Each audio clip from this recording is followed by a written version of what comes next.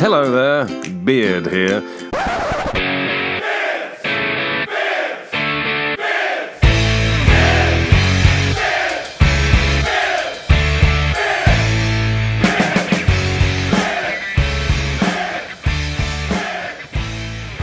Happy Errata Day! Yes, hello handy viewers and handy listeners such as you are, and welcome to this, our Errata extravaganza, interviewing Bryce from Steamforge Games. Buckle in, this is a long one, but we cover a great deal of information. Enjoy!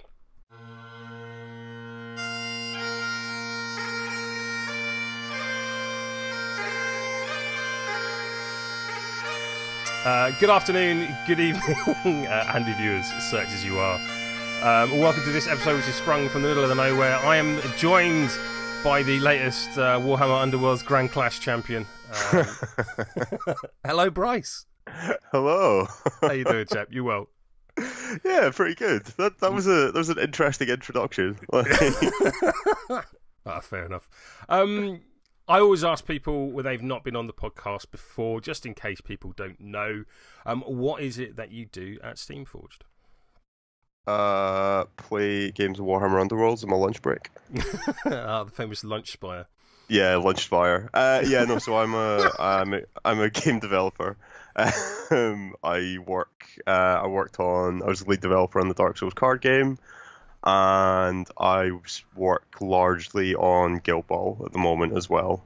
I did not know about your involvement in Dark Souls. Yeah, for the card game I was the lead developer. So obviously DC and Steve Margetson all worked on it as well as like various playtesters. But okay. I was the lead on that one. So it's pretty cool. It seems to be doing pretty well. Yeah, I've seen sort of various blog posts and things naming it as their top games of 2018, and I think I saw an award at one point, and it's the only game of its kind that sits on my shelf in the sort of gaming cupboard at the front room, and very enjoyable it is too. So thank you for that. No, I didn't know you were involved. Lovely, thank you. I'm glad you enjoy it. Yeah, it's good, cracking. So there has been some changes. Just a few. Like some. I always love erratas because I love the speculation that happens beforehand. There's something very pure and lovely about it, and everyone's sort of analysing previous erratas, going, "Oh, well, they changed 8 in 2017, and then there was 11 models in 2018." So what are we sitting on? It's like 18 models changed for this one. So for this one, yeah, I think it's So I think it's 16 models and 2 guild rules. Oh, okay, yeah. It's also worth saying that's the file that you have from us is any cards that have actual balance changes. Mm-hmm. There are also a number of other cards that are seeing like basically wording tweaks, like Sure. So resilience is changing, which I've talked about a little bit before. But resilience, currently there's a bit of a wording issue with rules like Stormwind, Momentous Inspiration, and Sunstrike, where they all trigger on hit, and so does resilience. Mm-hmm. So the timing's a little bit weird because the intent is that resilience just cancels all effects of that. Okay. And currently, because it triggers at the same time, like if Windfinder hits someone with I Spy, they would get knocked down, but then you would ignore the character play, and it's a bit unintuitive. So we've just reworded that rule to make it clear that resilience goes first and cancels everything. Like cancels all effects. Yeah.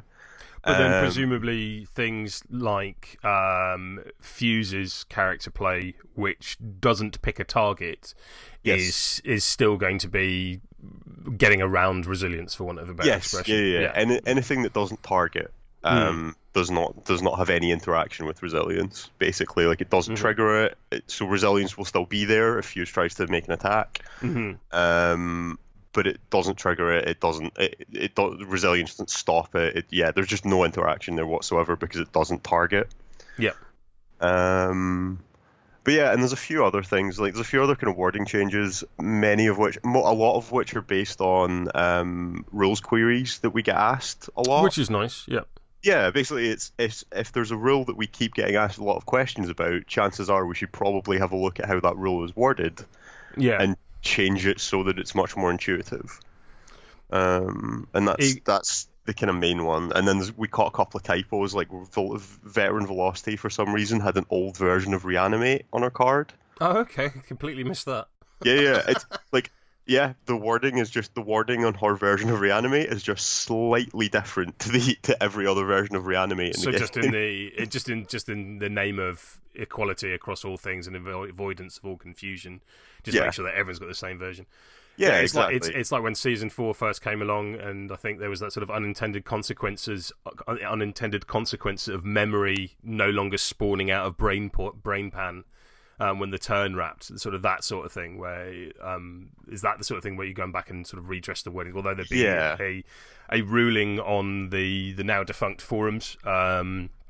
There will be, so basically we're going to take everything that's on the forums currently, because they'll be closing, when this goes out, they'll be closing in, a week and a half's time? Yeah, a couple of weeks, something like that. And we'll be taking everything from like collected clarifications, we'll be publishing that into a big FAQ, and then from then, the Lawyers Guild are going to stay active. Lovely.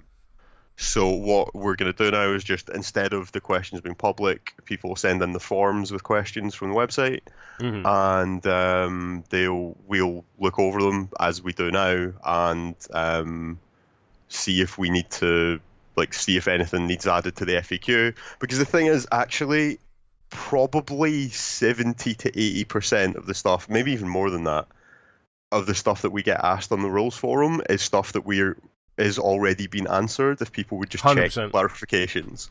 100%. And that's frustrating for both parties, because no one wants to, if you're the Lawyers Guild person, or if you're the person answering the question, you don't want to go, well, look, you just look at this thread and you can see I've answered all that already. That's an unpleasant response for them to do. And it's also an unpleasant response to receive.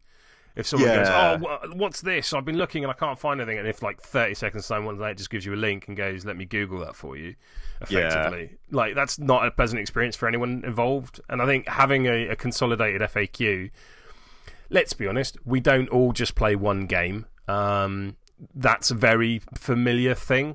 To just go to my FAQ document. If it's a PDF, hit Control F or Command F. Search the thing you want. There it is. Cool. Off we go again. That's it's nice. It's going to be a nice. I think it will. And basically, we've looked at the figures and stuff in the forum. Like, the traffic on the forums isn't high enough to suggest that it's being used as a resource really much at all. Is the other thing, and so the rules forum is realistically being used. It's one of the places that gets used most, but it's still the amount of traffic on there is not high. Yeah. Which suggests that it's just not serving its purpose, really. So if we can just have a combined FAQ and errata, like a lot of other games, and just be like, hey, this is one link where you have to go, rather than currently, like, we have an errata, we have the rules forum, and people still just end up asking the questions on Facebook. Yeah. To be frank, Yeah. Or as a pundit, there is a list of about 10 questions you kind of expect most of the time at game night. And I doubt that's any different to you guys. If anything, it's a tiny sample. It's on the rules forum. You certainly, like, as I say, the vast majority of questions are ones where you just give it, like, there was just a one sentence answer because it's already been clarified.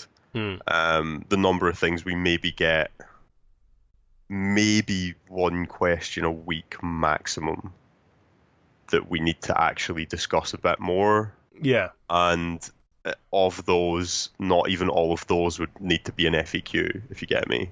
Yeah. Yeah, like, it one of the real strengths of Guild Ball is the rule set is very tight, and as a result, he said flatteringly, I did that. Yeah, yes. One of the reasons I'm best at my job is oh god. So one of the things that is genuinely very good, and you'll know as yourself, like, because I've run a lot of Guild Ball events where, like, you've got a 64-man event, and you have one rules question maybe every 20 minutes, if that. Yeah. Like, in an average round, you might get 4 or 5 rules questions, most of which, in my experience, are measurements. Or happen all at once. Yeah. Oh, inevitably, yeah. Yeah. You get nothing for the first hour of the round, and then like you'll get 5 rules questions in 5 minutes, and then nothing else until the end of the round. Like standard. Yep. yeah. Although it is when I say rules questions, most judge calls at Guild Ball events are measurements as well. It's just this is Can really I do tight. this? Can I see that? Yeah. This is really tight. Can you measure this? Because I genuinely can't tell. And it's just like let's just get an impartial eye in. I'm a big fan of calling judges at tournaments. Yeah, I just because absolutely. It just A, gives them something to do. Yeah. And it's like, you think this, I think that.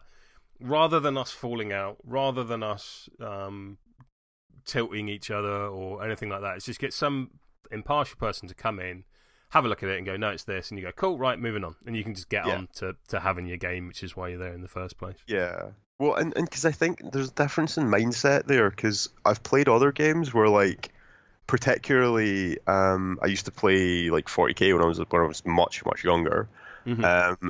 And there was sort of a stigma to calling a judge there. Like, it was kind of like you would often get your opponent being like, oh, what do you mean you don't trust me or something? It's like, well, no, because I think you're wrong, obviously.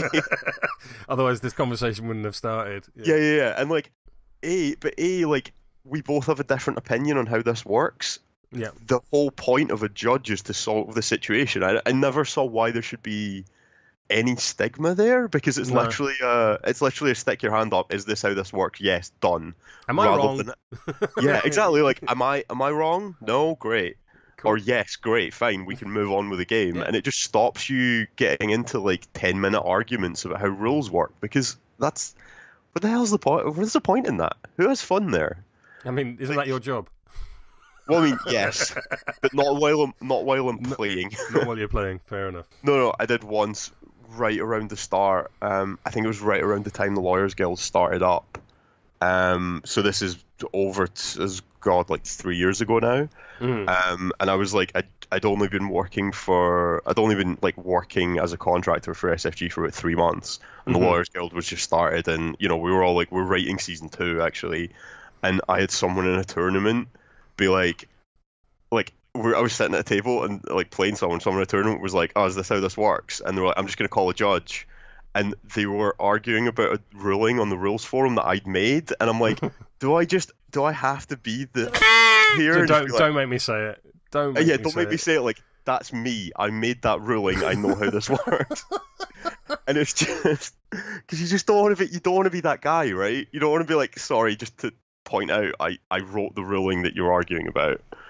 Well, I mean, you don't want to be that guy. I also very much like the story of Perkins going to WTC the other year and just putting down a blank piece of paper next to the table with errata written at the top of it in a pen. It's like, no, I'm going to change that rule. That's fine. It's nothing's as good as the story of him beating Vince with a casket goal and a dirge goal. Like, then stepping up from the table and shouting, "Morticians are rubbish." Yeah. Morticians are garbage, right? Oh, do beg your pardon. Yeah, that one has a special place in my heart, I must admit. Because I think it's just because the strictly the worst guys do tend to talk a lot about.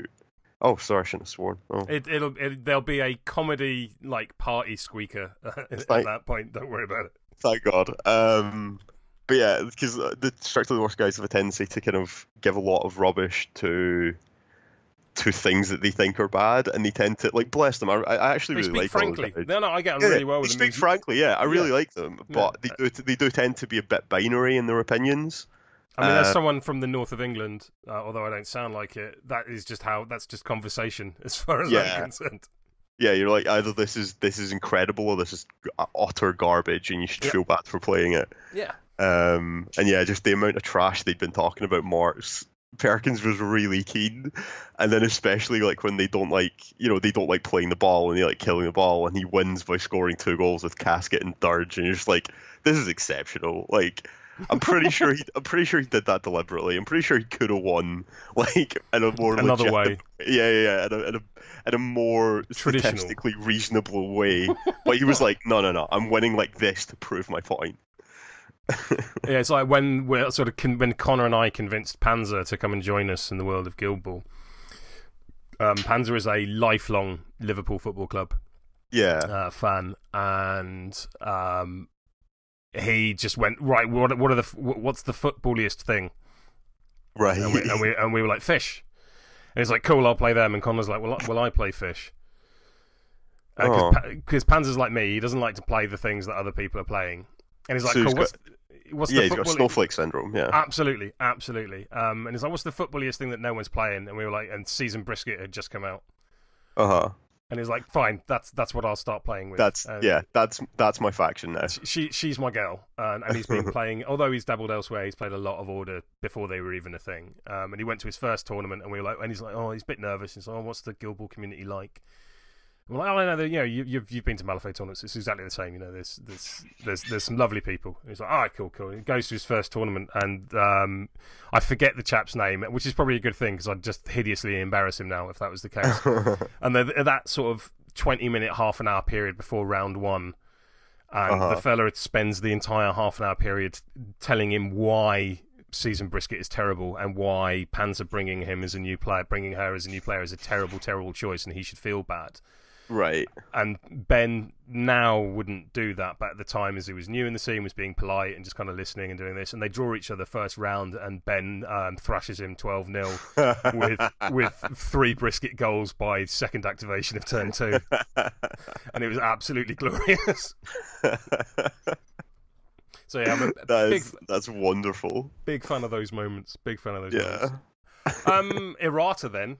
Oh yeah, should we should probably do a thing. Yeah, somehow managed to talk for like about 20 minutes about nothing really, but I don't know. It's just nice. It's nice chatting, Exactly. Like... Rest in peace, forums. You served us well. Yeah. Long live the FAQ. Yeah, the forums served. Like, I'm glad that we had them. They served their purpose, but the forums are a bit kind of like that style of forums, a bit kind of 2008, Yeah. And in a similar move, I'm no longer hosting Beard Pod on GeoCities. Moving forward. Yeah. I've switched from AOL from internet. So Morticians are absolutely fine as my guild. Yep. So I was very surprised to see. No, I really wasn't. You were very surprised to see Scalpel get touched at all, really. Like, that was totally out of the blue. That was when me and Perkins we just rolled some dice and we're like, and Scalpel. That's getting nerfed. I mean, this one's interesting because there's 2 balance changes, really, in Morticians. And one of them, it was interesting because I looked at Scalpel and went, that doesn't go far enough. And then I looked at Hemlock and went, "That's way harsh." And then sort of the more I've read it, like both of those opinions have balanced out. Yes. The Mortis changes are one that you really can't look at either model independently. I think because I mean it's worth saying that while a lot of people have been complaining about Mortis, there are only 2 changes there. There's two changes that bring Mortis down, which is Scalpel's Heroic, which means you can't use Spirit Bomb, and Hemlock has now gained the Legendary, so that and lost Midnight Offering as a play, and like basically we did this, and spoiler alert for anyone listening, we did this for Hunters as well, because we looked at both of those guilds because those are considered to be like they're popular. Guilds. Yes, they're popular. Let's put it like that. They're the cool kids. They're definitely the jocks, right? They've got leather jackets. They're running up and down like shoving nerds' heads in lockers, right? I do really like Lon's sort of statistics that he produces via Longshanks, and he always names each period of Guild Ball. Yeah, I do like. It's being in the spooky girl era, as you put it, is apt, I think. Yeah, I do like the Lontent. I really like Lon, actually. I got to chat to him quite a lot when we were in over for SteamCon US. He's just a really nice guy, like lovely man. He's a man after my own heart. He likes a chart. Yeah. loves him some data. Yes, absolutely. But yeah, so I started talking about something more seriously. Scalpel. So basically, looking at both of the spooky girls, like Scalpel and Skatha, the more time we spent looking at those models, the more it felt like actually the underlying problem was that Midnight Offering is just too good as a character play.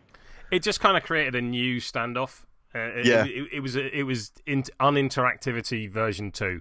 Yes, and that is something that we tried to avoid going into season 4, and obviously we misjudged it slightly with Midnight Offering on Hemlock and Zorolus. So that was one of, like, we tested a few versions, and for Midnight Offering as a character play, like, we tested pardon me, sorry. We tested I think we tested 4 or 5 versions, and at one point I had a file on my laptop, on my work computer, that had like 12 different options for what we could do to Midnight Offering. Yeah. And we tested about 4 of them, and because obviously some of them were quite close to others, like by testing 4, we kind of actually tested a lot more of them. And it just got to the point where, like, at one point the leading candidate was just making it a 4-inch dodge. But we felt that was just a bit boring because it's just old second wind. Yeah, it was just second wind, isn't it? Yeah. And also it still let you dodge around and still let you play standoffishly. Like, sure, Scalpel's losing 3 inches of movement on that, but Cena's only losing 1 inch. Yeah. Like, it's not, you don't actually lose that much movement, and it still let them play very standoffy. And so over the period of testing, we were like, we think you just can't do this every turn. Like, that's the fix here. We cannot allow this to be done every turn, and it's fine as one powerful effect. Like, it's fine as once per game you get to completely reposition a model, because that's great. Yes. But yeah, every turn's a bit much, we felt. I mean, so what I was going to touch on this later on. I want to come back to Scalpel as well, but just whilst we're on Midnight Offering, is Veteran Honor now a bit sad? I was surprised because, of course, hers is a very similar legendary, but non-captain specific. So we didn't look at Vet Honor in this errata, basically, and Perkins makes fun of me because I was the one to suggest that Midnight Offering should be a legendary, and he's pretty certain that I only made that suggestion so in 6 months' time I can look at it and go, well, look, like, Vet Honor's legendary is just a worse version of Midnight Offering. Surely we should unify these rules, Perkins. In this sense, purely from a unification sense, but yeah, of course, yeah. Just let's just bring this up. It feels a bit poor that, Vet Honor's legendary is worse than these 2 legendaries. Come on now. That's absolutely amazing. I love it. But yeah, realistically, this was about finding a fix to Midnight Offering. Like, we did not look at Vet Honor in the scope of this errata, basically. If it becomes obvious, we judge every model individually on whether they need errata or not, basically. So, like, in 3 or 4 months' time, when we start looking at the next errata, if we think that there's a problem with Vet Honor's pick rate, then we'll look at her. Sure, so if you don't win French Nationals again, Vet Honor will get a buff. Pretty much, yeah. There's a lot of riding, because March is Vengeance and French Nationals, so, like, depending on how I do that month, there's going to be some changes. April's going to be. Yeah, makes sense. There'll be a 3rd Farmer's Box at Salute, that's fine. The Midnight the Unnatural Stamina play change. In many ways, we've seen this change before. Back in season 2, because there was a point, of course, when Philip would get counterattacked and pushed away, and she'd use her AoE that I can never remember the name of, to dodge herself back in again, and that's effectively how people were using Spirit Bomb. Yeah. So this is the same errata, effectively.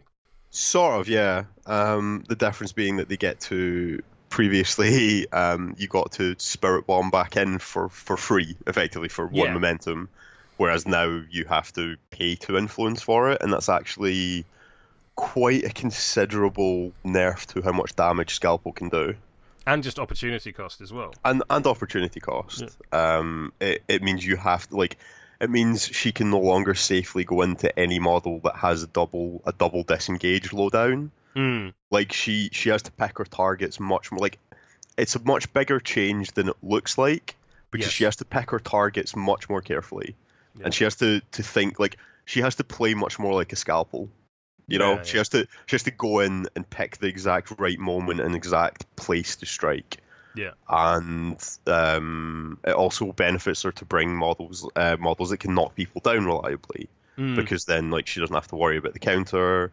And it also means she doesn't get to like the end of a turn and she's got one influence and one momentum, and she's like, oh well, guess I'll spend one for second wind and then spirit bomb for free over here and do like 3 damage because I'm tooled up and push these models away. Yeah, just have a casual spirit bomb. It's actually takes into consideration. No, that's fair.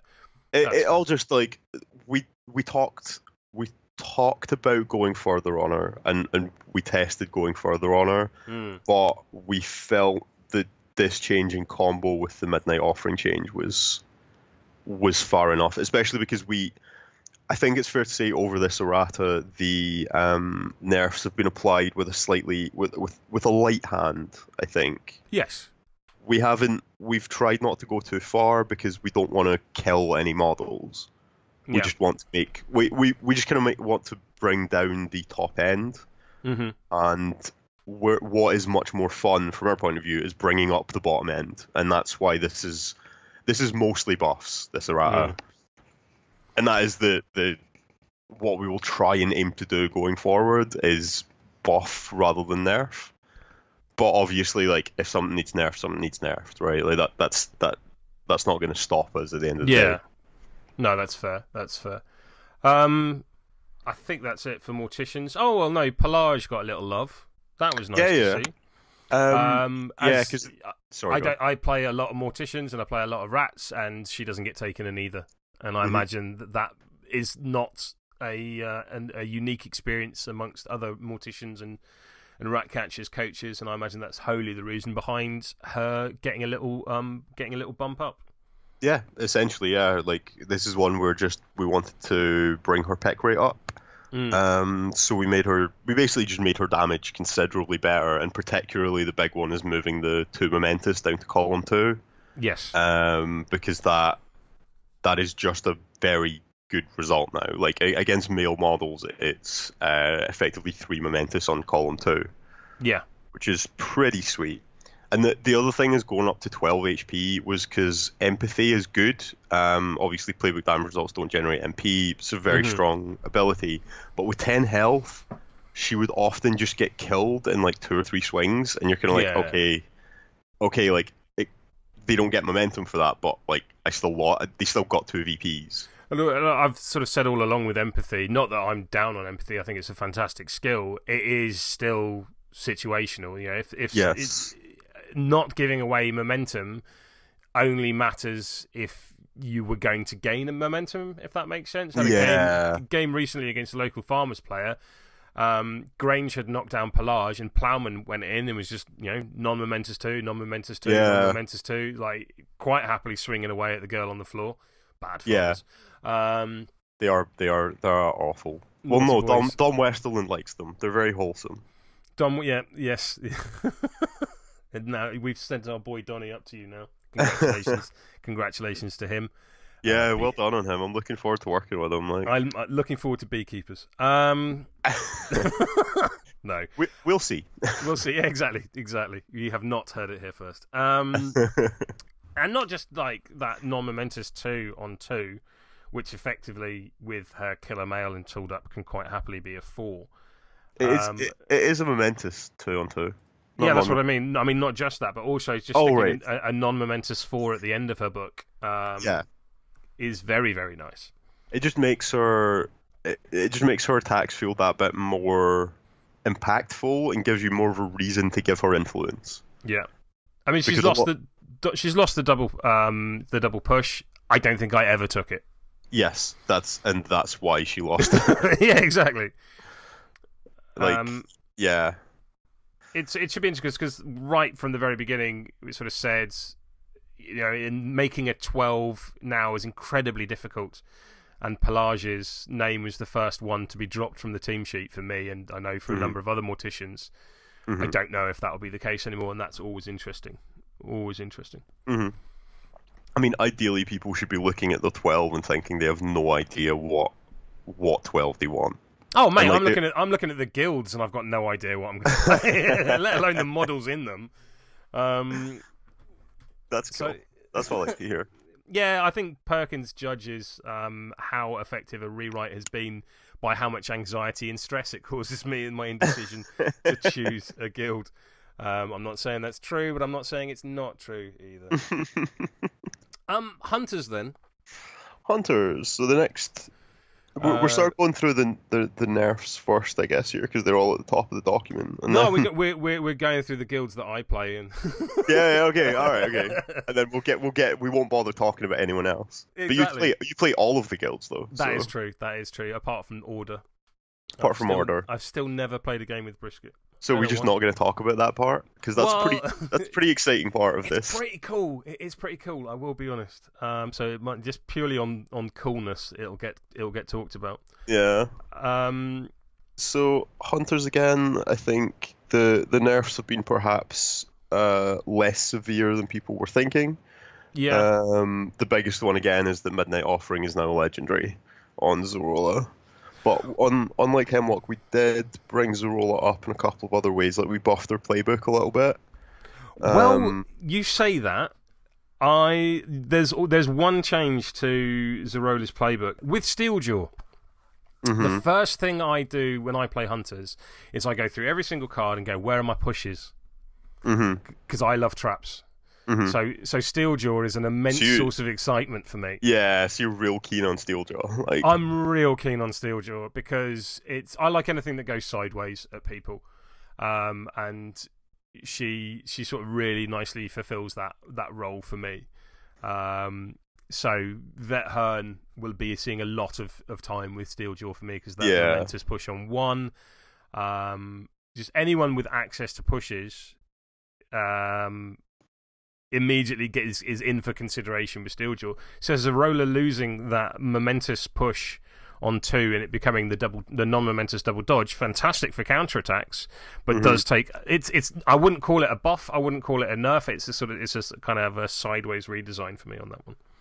Okay, that's interesting. We intended it to give her more of an option to move around, and obviously as it's a much better counterattack. Yeah. 100%.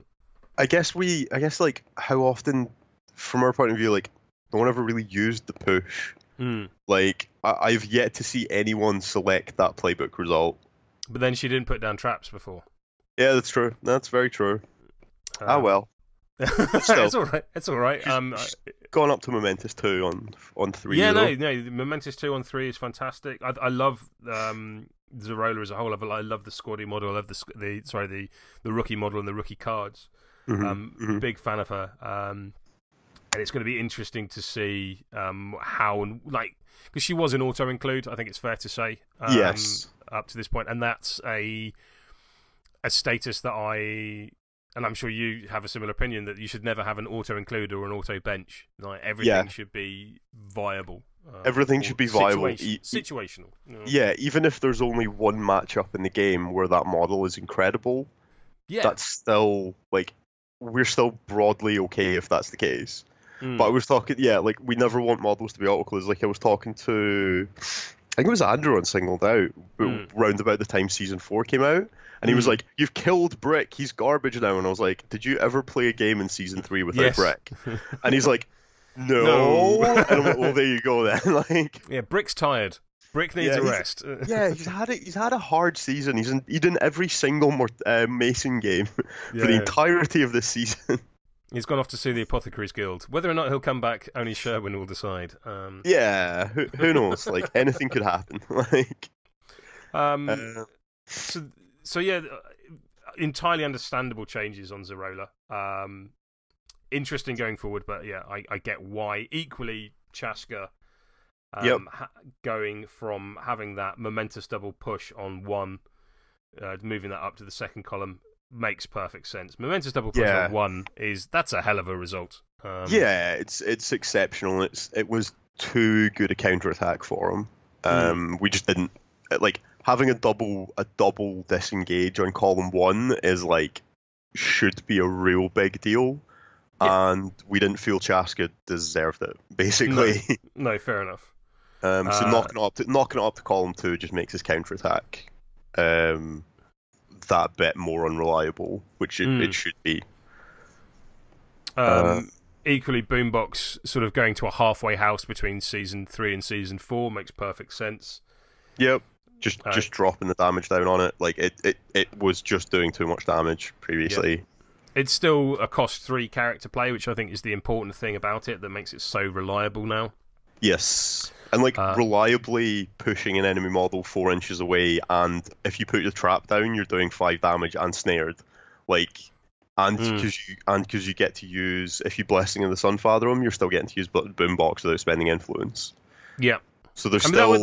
that was quite a common suggestion, was making Blessing of the Sunfather only a 1 or 2 cost character play. Is that, as a concept, just too clunky and just too wordy? Yeah, we talked about it, but it just felt clunky and would have needed to add a bunch more models to the errata, and like we talked about it, but we just weren't enthusiastic about that idea. Basically, no, I don't think character play should have sub clauses. No, like it's like you can do this under these circumstances, but not under that. Yeah, that just then doesn't feel friendly and great. And of course, he's still only a 6-inch range. And just because you can push one person 4 inches away doesn't mean you've pushed the entire team away. He's still vulnerable. Yes. He's still only 3-1 health outside of rough terrain. He's not the most survivable of creatures, especially now. He doesn't have a double disengage on 1. Yeah. But he still does. He still has like Boombox is still great. Tough Skin's useful. Yeah. He still has Momentous 2 damage on 2 hits. Like, yes, that's pretty good. Like, that's just I really like. It's one of the reasons I've like how farmers work now, and how I've always liked Masons as well. Is I like models that I would much rather have a reliable Momentous 2 on like column 2 or 1 for farmers than like the blacksmith style where they have like Momentous 8 but it's on column 7 of a attack 5 models playbook. Like, yeah. I'm a very, when I play games, I'm a very conservative player. There's a German term for it, which is I'm probably going to mispronounce this, and I apologize to any Germans listening immensely, but it's Warmduscher, okay, which literally translates as warm showerer. So like, you don't make the big plays, you take the safe plays every turn. Nice. You never make, yeah. you never go for the, well, it's a 50-50, but if I get it, I win the game. I'm like, no. I will sit, and it's why I play farmers. I'm like, I will sit in my defensive auras, and you will come to me, and I will never put someone out there and make the play and do this. You're the opposite of Barry from Roll Better. Yeah. I was watching him play a game at SteamCon. He was just like, right, I was like, what's your plan, Barry? He's like, well, I'm going to tackle him. I'm going to kick the ball off the pitch. It's going to scatter from the centre. It's going to land on Ferris. I'm going to score a goal. And it's me and Matt Doran going, he needs 4 net hits to get the tackle. Then he needs to make the pass. And then the scatter needs to go his way. And he's like, bosh, there we go, done, I've won. And we're like, no, right, fair enough. It worked. Yeah, you're like, I mean, if it works, like, fair play, batter in. But I'm very much a very cautious, like, always make the safe play player, and I always just really like Momentous 2, like, on 1 or 2 hits because of that. Yeah, I play in a very similar way. Essentially, whenever I play Guild Ball, I'm playing 2 games simultaneously, one against my opponent and one against my patience. And like, it depends, both of those need to be won for me to win a game.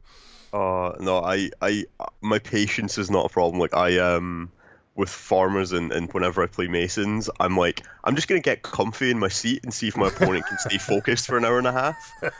Like, I'm perfectly happy. As long as their clock's running, I'm happy. Yes. I'm a big fan of a good 4 to 6 victory points on clock. Yeah. And it's a thing locally. It's like, oh, can we play a game off clock? I'm like, yes, sure, but you don't get goals. If I don't have my 4 victory points, you can't have yours. Cena then. Cena. Fair to say the bear has seen a resurgence in season 4. Yes. And I'm just gonna leave that there. Yes. Moving on. No, I really like the changes to this because a lot of people, sort of say to me, or locally in my sort of role as a pundit, it's like, the bear does so much damage. To which my answer is always, it's a bear. Yeah, it's a bear. Of course, it does a lot of damage. That's the whole point. They're not known for picnics. Oh, I guess they are. No, well, yeah. Not this one. They Not are. this one. They are. Poor. Goaded and mistreated Cena, as I assume she is. Forced out onto the pitch to play a game of Guild Ball. No, I'm sure they look after her very well. It's understandable why they would do a hideous amount of damage, but I do think there were certain things that were maybe hangovers from Season 3 that didn't need to be there. Crucial Artery being, I think, the guiltiest of guilty things. Yeah, it was the combination of Crucial Artery and the mauling being on 4 hits meant that the burst damage potential of that was far too big. Just huge. Just exceptional. Like, and so that's we got rid of Crucial Artery and we moved the mauling up to column 5. And the other really big change is the double push on column 1 has gone, because again, like talking about Chaska, like that result is incredible. And on attack 7 model with a 2-inch melee, it's basically like 1-inch melee zone models cannot attack this model unless it has unless it's knocked down. I mean, I got why it was there. I mean, I came to the playtest in June when we sort of first saw the new hunters. Mm-hmm. And with the removal of intimidating roar, putting a double push on 1 made absolutely perfect sense, because you could just turn effectively a rule into a playbook result, and it was like, oh, that's a really efficient bit of design manipulation. Yeah, that's cool. I get entirely why they've done that. And then you play it and you're just like, oh, this is much better.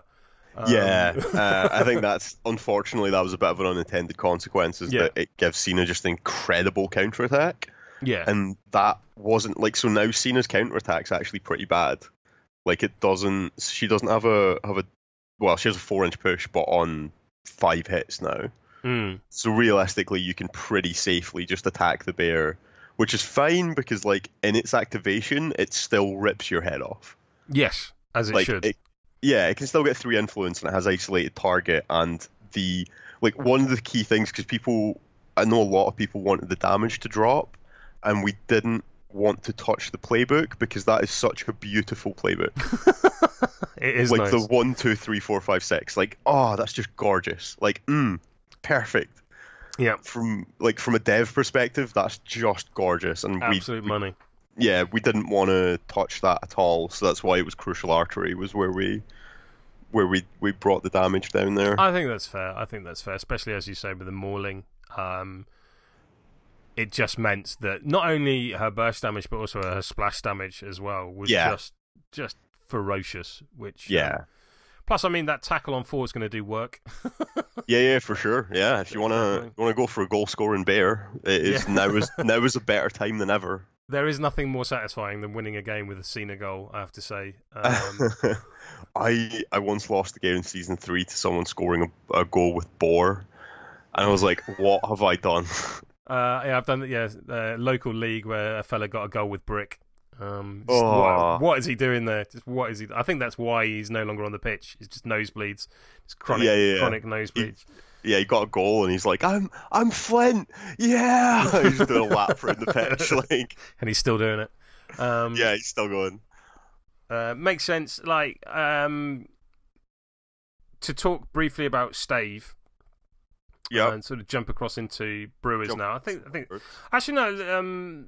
I imagine I probably should address it. I imagine a lot of people are surprised that Skather has gone unscathed. That's it. That's all. I just wanted to get that joke in. No.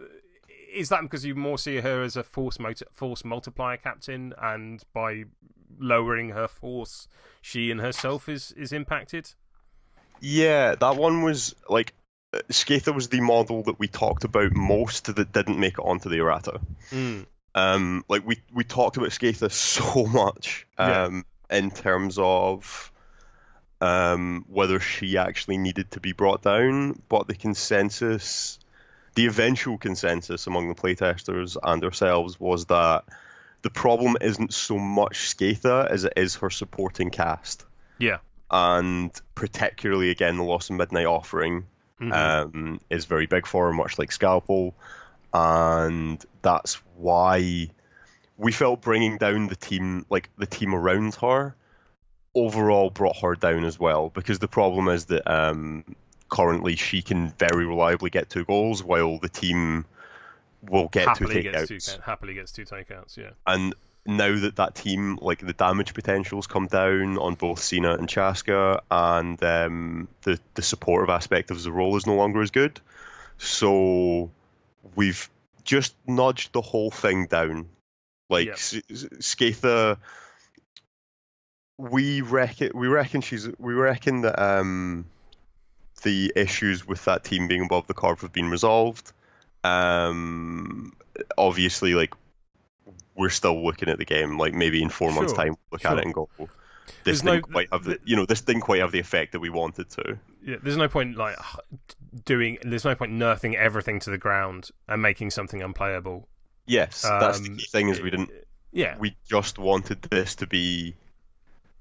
We don't want to kill a model. Like, we always want every model to be playable. You know. Yeah. Also, there's a lot to be said. This errata's coming out on. Excuse me. This errata's coming out on March 1st. You got Vengeance on my other half's birthday. Boo, Jay Finnegan. So I'm there. Sorry. Yeah, I got lucky in that the errata, so the 1st of March is a very exciting day, because obviously, you know, errata minors and new captains, but it's also my girlfriend's birthday, and it's nice, but I keep having to remember that, because I'm like, there's so much going on. There's so much going on at work. There's all these things coming out. There's so much work I have to do. I may have to do a double shift. Yeah. I'm like, oh yeah, by the way, happy birthday. I keep having to remind myself that that's a thing. But yeah, and I'm sure, like, when the fact that Vengeance is on the 10th and this, I'm sure that doesn't factor into your decision-making process, because, you know, it shouldn't really. But at the same, it can't not. Yeah. Equally, it's if someone has been prepping for 3 months, I'm taking hunters to Vengeance, all my practice games are going into this. If you make huge sweeping nerfs to a faction 2 weeks before someone goes, and they've put all this work and time in, that's massively demoralizing. Yeah, for sure. And the problem with, like, putting in before Vengeance is that we knew from our time scale we wanted to do it in March. And if we do it at the start of March, it's just before Vengeance. If we do it, at the end of March, it's just before French Nationals. Or Adepticon. Like, there's no point in the year now, pretty much, where you're not going to be within a couple of weeks of a major Guild Ball event. Yes. Which is wonderful. Like, and it's the most first world of first world problems, but it means we kind of don't have any clear windows to... Oh, my gold crown is too heavy. Oh yeah, exactly. Yeah, it means there's no clear windows where there's going to be no changes for like, there's going to be no major events for like a month. Like, it's always going to be you're always going to be close to, like, probably closer than you'd like to a major event.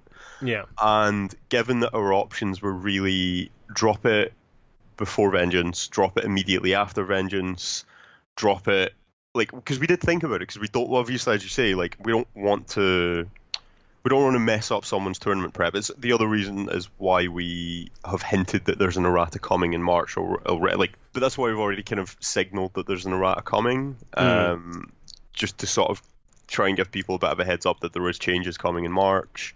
Yeah. And also we tried to do it as soon as we can before Vengeance. Like, the 1st of March was literally the first date that we could do it based on our playtesting and our times to get stuff to the print-on-demand printers. And so the 1st of March was literally the earliest we could possibly do this based on all of those dates, so we just decided to do it then. No, that makes perfect sense. The other thing is, in a slightly more selfish sense, Vengeance is a huge opportunity to gather data for us. Oh, yeah. And it feels a bit pointless dropping an errata like the day after Vengeance, because we've just missed a massive opportunity for a whole bunch of data on who's playing what's popular, blah blah blah. It was. I was chatting to Perkins before, and I sort of described March the 1st. Almost feels to me the day that season 4 starts. and that what's happened now up until this point has almost been prologue. I don't think that's... Yeah, sorry, go on. To which he sort of responded, "Oh, well, you know, we did put quite a lot of work into the rebalance of season 4." I'm like, no, I don't want to take away from that or anything else. But from a data perspective, you know, that October 10th through to March 1st, the Spooky Girl period, you know, I will be resetting the Snowflake report data as of that date. Because it is, as you say, it's a huge opportunity to go to draw a line in the sand and put a full stop in and go, cool, now let's get all this new data. Yeah. And like that period was cool, and like it's done now. Yeah. And here's what we've learned from it, and here's how we're going to improve on it, and like, you know, it's a living game. Yes, absolutely. Like, and I think, yeah, and I think also it's just, I think if you ask people, and this is maybe just a guess on my end, but if you ask people whether they rather the errata dropped like a week before Vengeance or like the day after, I think people would rather that it dropped before, so they 100%. Get to play with new exciting toys at Vengeance. Yeah, this is the worst time of the year for me, which is I know something and don't get to use it. And I'm sure that's essentially your life. Yeah, that is literally my entire life is knowing things I'm not allowed to talk about. Yeah. Like... Even just simple things like I want to post the video for Diggy Hole on Twitter because it's in my head and has been for the last 3 weeks. Oh my god. Like, and for you guys, I must imagine it's been there for quite some time. There was a point during the miners development in the office where Perkins played that song so much. And then the second he stopped, right, Steve started playing it because it was in his head now. And then Ed started playing it because it was in his head. And then, like, you've seen our office. So, like, the dev office is kind of next to it, and there's a door that leads out, and you can go down some stairs into the warehouse. And at one point, we played it so much, and then, like, finally everyone in our office stopped playing it. And then we heard it come on in the tannoys in the warehouse, and we're like, this is hell. We are living inside hell. Of your own making. Yeah, and I was like, I can feel my brain melting out of my ears. This is, oh my god. And we were all singing along, of course. You can't not. But I'd be at my local club, sort of like humming it under my breath. Yeah. And one of the local engineers plays is like, why are you continually singing that song? And I don't want to go, well, actually, it's because you're getting a new striker. Yeah. But yeah, just all pervasive earworms. Brilliant. Absolutely brilliant. That crap. Yeah. Diggy Hole is, that rule is Perkins' fault as well. Well, like, that and the nod to Avatar, Last Airbender. Just across the Secret Tunnel, mate. Love it. Love that song. Love that song. Love it. Me and the missus sing it a lot, but usually add about an additional 40 to 50 additional secrets. Yeah, I have just I've loved The Last Airbender since like 2008 or something, 2009. Like it's been one of my favorite shows for a very long time. And as soon as you were doing the Miners Guild, I was like, there was going to be a rule called Secret Tunnel. Yeah. On these cards. It's one of the weirdest things because it's not anything I should enjoy at all. I don't think that's true. It's not in my wheelhouse of like things I like, but I just remember sticking Netflix on and just putting a cartoon on while I did some painting, and looked up and the paint has dried on the brush and I want a flying buffalo. Yeah, like The Last Airbender is such a... I think it's the best ever example of a show that I've seen that is a kid's show that also is entirely and so enjoyable if you're an adult as well. And it's just there's so much heart to it, and it's just lovely. Like, and it's just great. I love it. I want to go watch Last Airbender now. Terrible film. Oh dear, we don't. We're moving on. We don't discuss the film. Yeah. We don't discuss the film. So Stave then. Oh yeah, we're talking about the errata. We are talking about the errata. It's all right.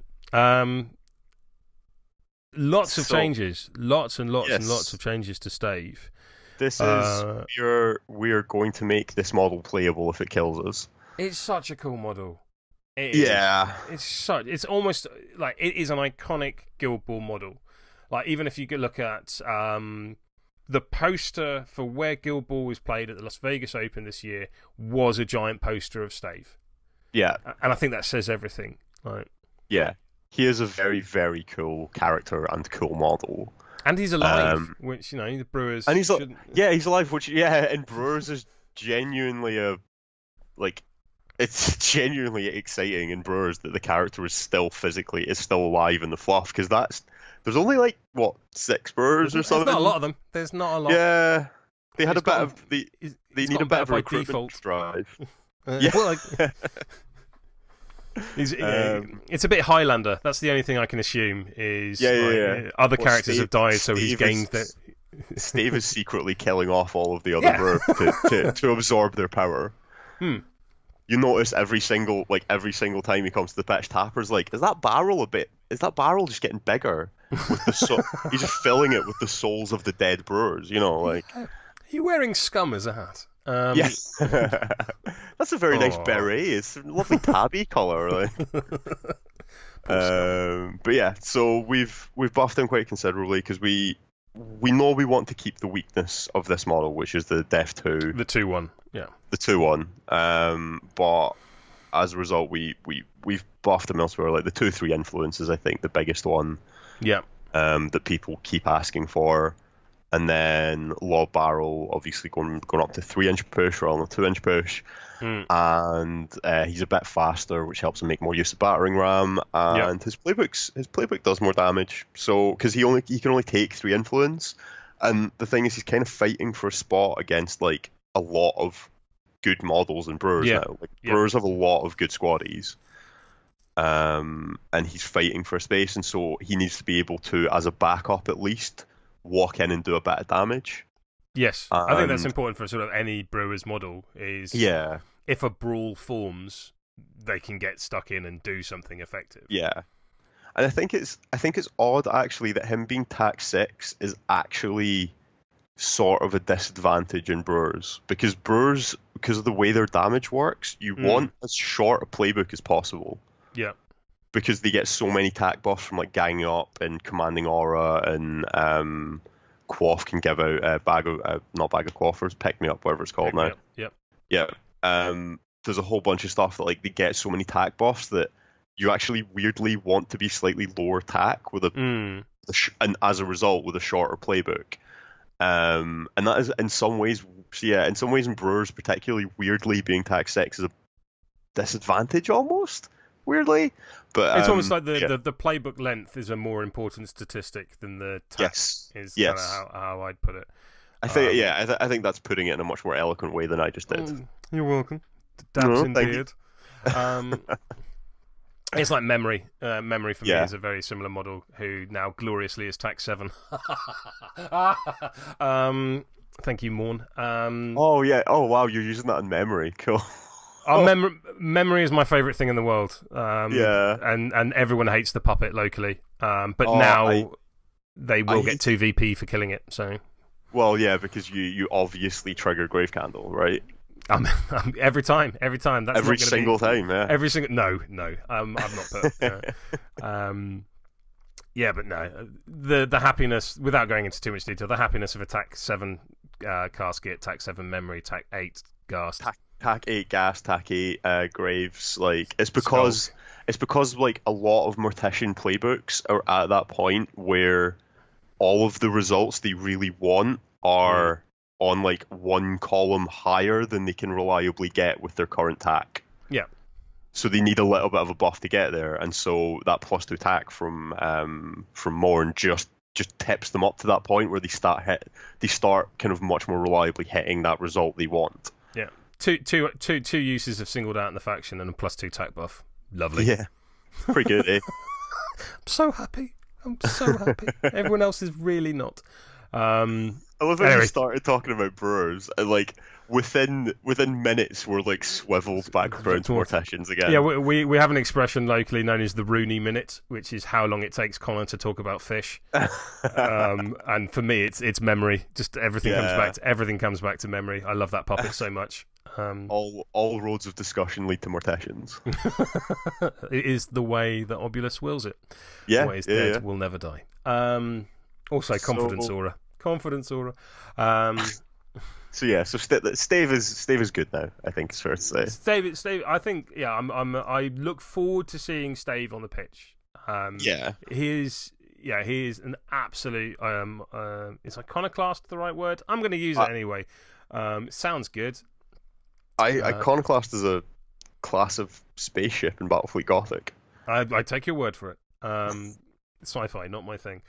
Fair. I want to see him on the pitch. I want him to be good. Yeah, he's an icon. He's an icon. He's one of the most kind of visually impressive models I think we've ever done, particularly that's been around since season 1. Yes. Like he's a staple of the game. He feels like he should be a real impressive big part of the game, and I hope he's going to be much better now. A person who attacks, criticises cherished beliefs or institutions. No, Stave is not an iconoclast. So, coming to a guild then close to your own heart, did you ever use Grange? I think on Longshanks, if you look, I have 6 or 7 games with Grange. So yes is the answer. I have played. Technically, yes. Technically, yes. The best kind of correct. So he's going to be really interesting now. I think he's very good now, and I'm glad what we've done with him, because I think the changes we made to farmers was quite late in the season 4 development of the whole like the playbook, the big drastic playbook changes, and the removal of all tag buffs and damage buffs. Mm-hmm. I think that was really cool, but it did happen quite late in the day of season 4, and unfortunately, I think Grange was one of the models that we didn't quite get it right on initially. You're just going to throw Steve under the bus like that? Wow. Am I throwing Steve under the bus? No, not at all. I'm just messing with you, mate. Just messing with you, because I know the redesign of the Farmer's Playbook was Steve Margetson's, not doing, but idea. Yeah, I think it was his initially. I thought it was Per. I don't know, actually. It wasn't me. It was someone else. It might have been Steve, might have been Perkins. But yeah, like... I know, and the thing is, I think that whole concept is just a great idea for a unique... Yeah, it's really cool for a unique playbook construction. Yeah, absolutely. But we had the choice, because it was quite late in the S4 development, and we had the choice of, do we go for this and accept that we're probably going to get something wrong? Or do we not do it because we're scared? And I think we made the absolute right decision to go for it, but it has meant that for the past few months, Grange has been a bit aimless, I think. Like, he hasn't... His purpose isn't really clear. Like, the one question I keep getting asked is, what does he do? Yeah, and the sort of the one question that I kept discussing with farmers players when the topic of Grange came up, for me was, although it's not an ideal answer, is what is it you don't want Thresher for? Where are the matchups that you don't want Thresher? What is it he doesn't do? Because right now it seems like he can pretty much comfortably cover all bases, apart from maybe like super aggro football. So, where aren't you taking him, and what holes do you want him to fill?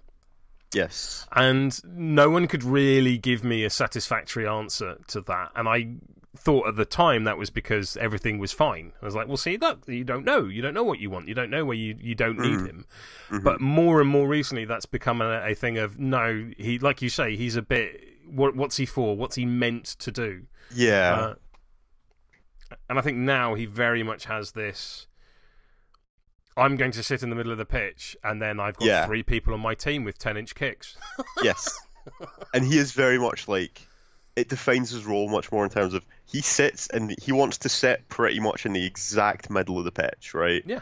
And he puts up help him out now, which is the aura, so everyone gets close ranks. So, like, especially with... I think this brings Fallow back into farmers' teams a lot more.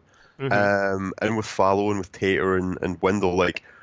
attacking that team starts to become very difficult, and then also obviously for the family buff, just as you say, you have Jackstraw with a 3-10 kick and Bushel with a 4-10 kick, and while they're within this aura, and the Donkey with a 3-10 kick, which is exceptional.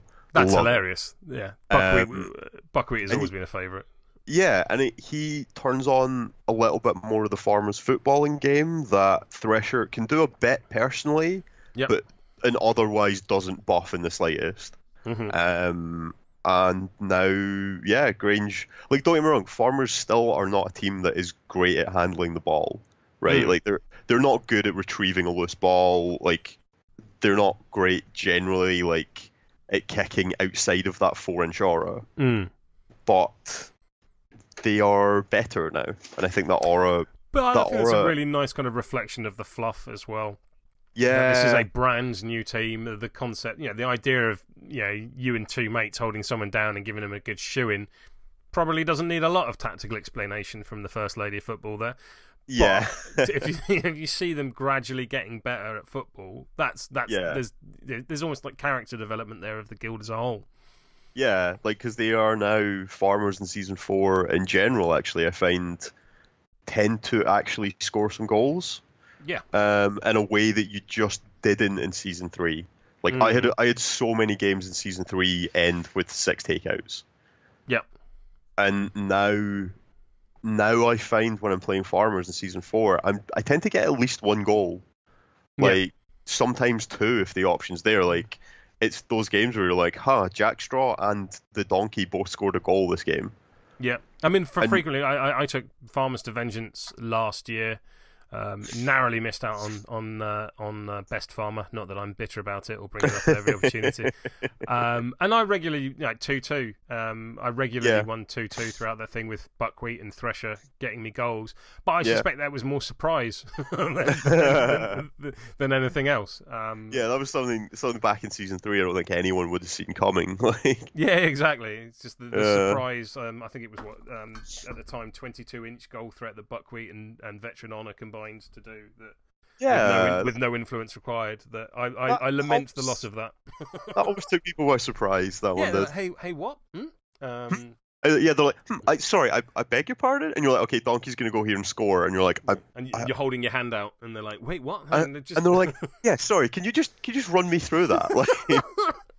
So now you can effectively do the same thing, but without the movement. You can just... Yeah. I need to actually put the model on the pitch and almost draw a circle.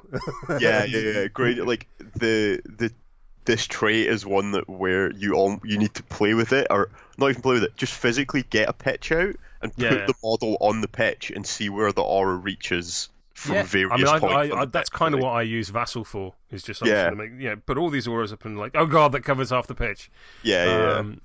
So that it's going to be... I mean, it's really interesting now. Help them out, I think, is still interesting. I think it still requires finesse to use, but is better, and that's probably the best combination of words I can say about a buff. That it's not just a...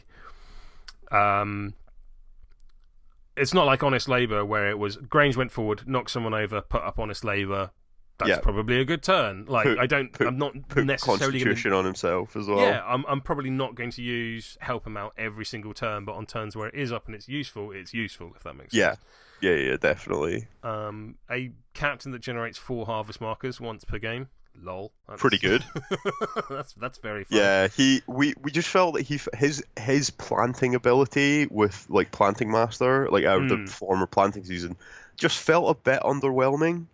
For the captain level planter, because like obviously with Thresher as the captain level reaper, his damage is the best on the team. Yeah. And Grange didn't feel like he really matched that as the planter. So putting down 2 harvest markers each turn felt like a good way of pushing that difference there, and also just obviously making him better. Yep. But yeah, making him once per game he can put down 4 harvest markers in the turn is pretty sweet.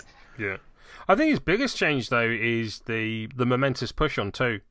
Yeah, because the problem was previously he makes an attack and he knocks someone down, and then if he rolls 2 hits, he can't generate any momentum. Oh, not even 2. It was still on 3 because yes, all right, you can use the momentous guild ball, but then you're literally just doing it for the momentum. Yeah. And it was like, if I knock you down, and then if I don't get at least 4 hits, it's going to feel suboptimal. And I think now repositioning of your opponent is nearly always useful. Like, that's an incredibly useful thing to be able to do. So yeah, I'm looking forward to seeing more of Grange, not just because he looks like Dom.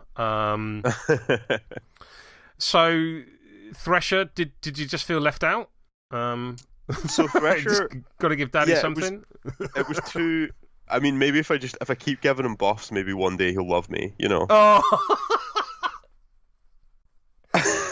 Look, I got a little tear. Maybe he'll come back to life.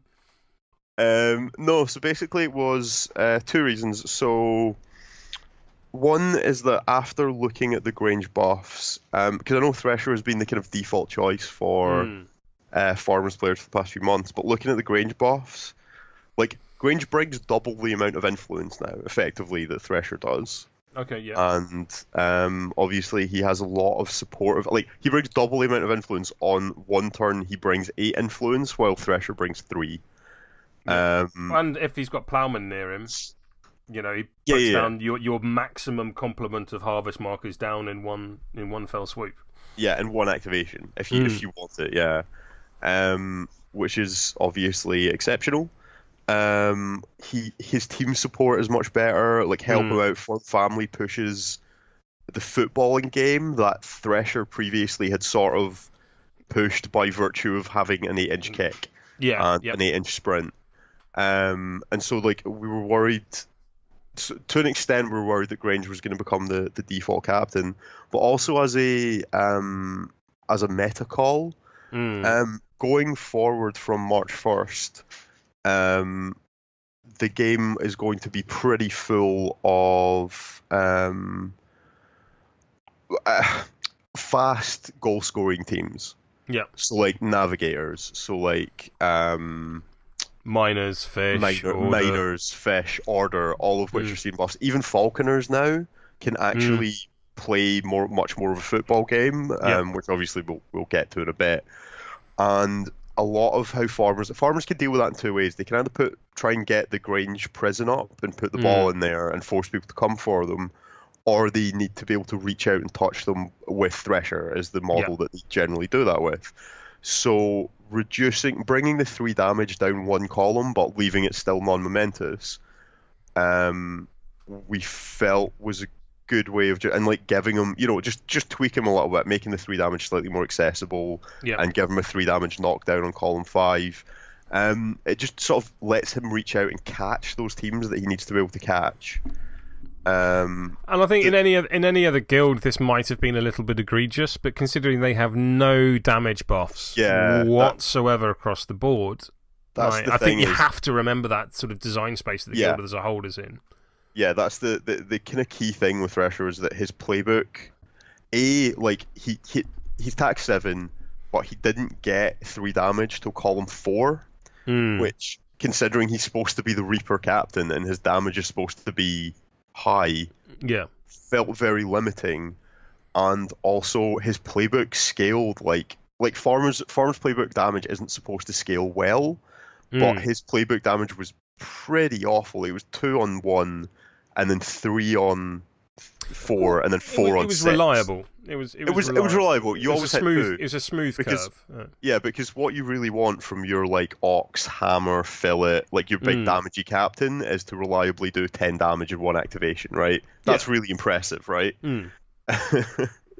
And yeah, so the super reliability is very cool, but we just felt it needed to scale just a little bit better and give him some more options, like, because functionally there was no real difference between him getting like 4 or 5 hits. Like you got a dodge on the 3 damage, and that's quite a dull play experience. Like you should feel like as you unlock more columns of your playbook, you get more and better options. Yes, and it didn't, like, if he got 5 hits compared to getting 1 hit, he'd gained 1 damage. Yeah. And you might as well just go, I'm going to spend 4 influence, take 8 damage, I can't be bothered to roll. And that's not a fun place for either player. Yeah, so we felt like we just wanted his playbook to scale a little bit better there, and give the farmers a little bit more of a tool to catch some like the navigators and the fish and the miners and the order. Yep. But yeah, so this was a minor change basically because Grange got brought up and we're worried about where the meta's going for farmers post March 1st. That makes sense. Anything else you want to touch on farmers before we move on to butchers?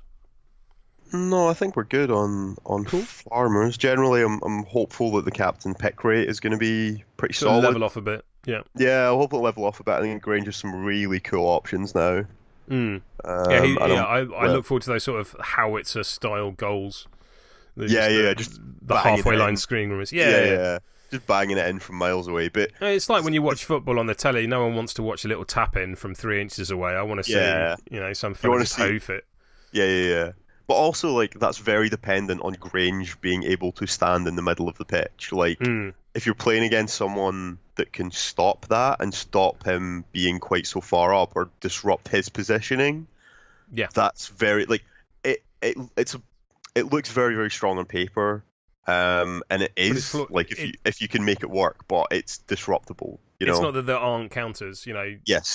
Deadbolt and Voodoo Strings and Puppet Master and all those kind of abilities will be salivating at making Grange go away again.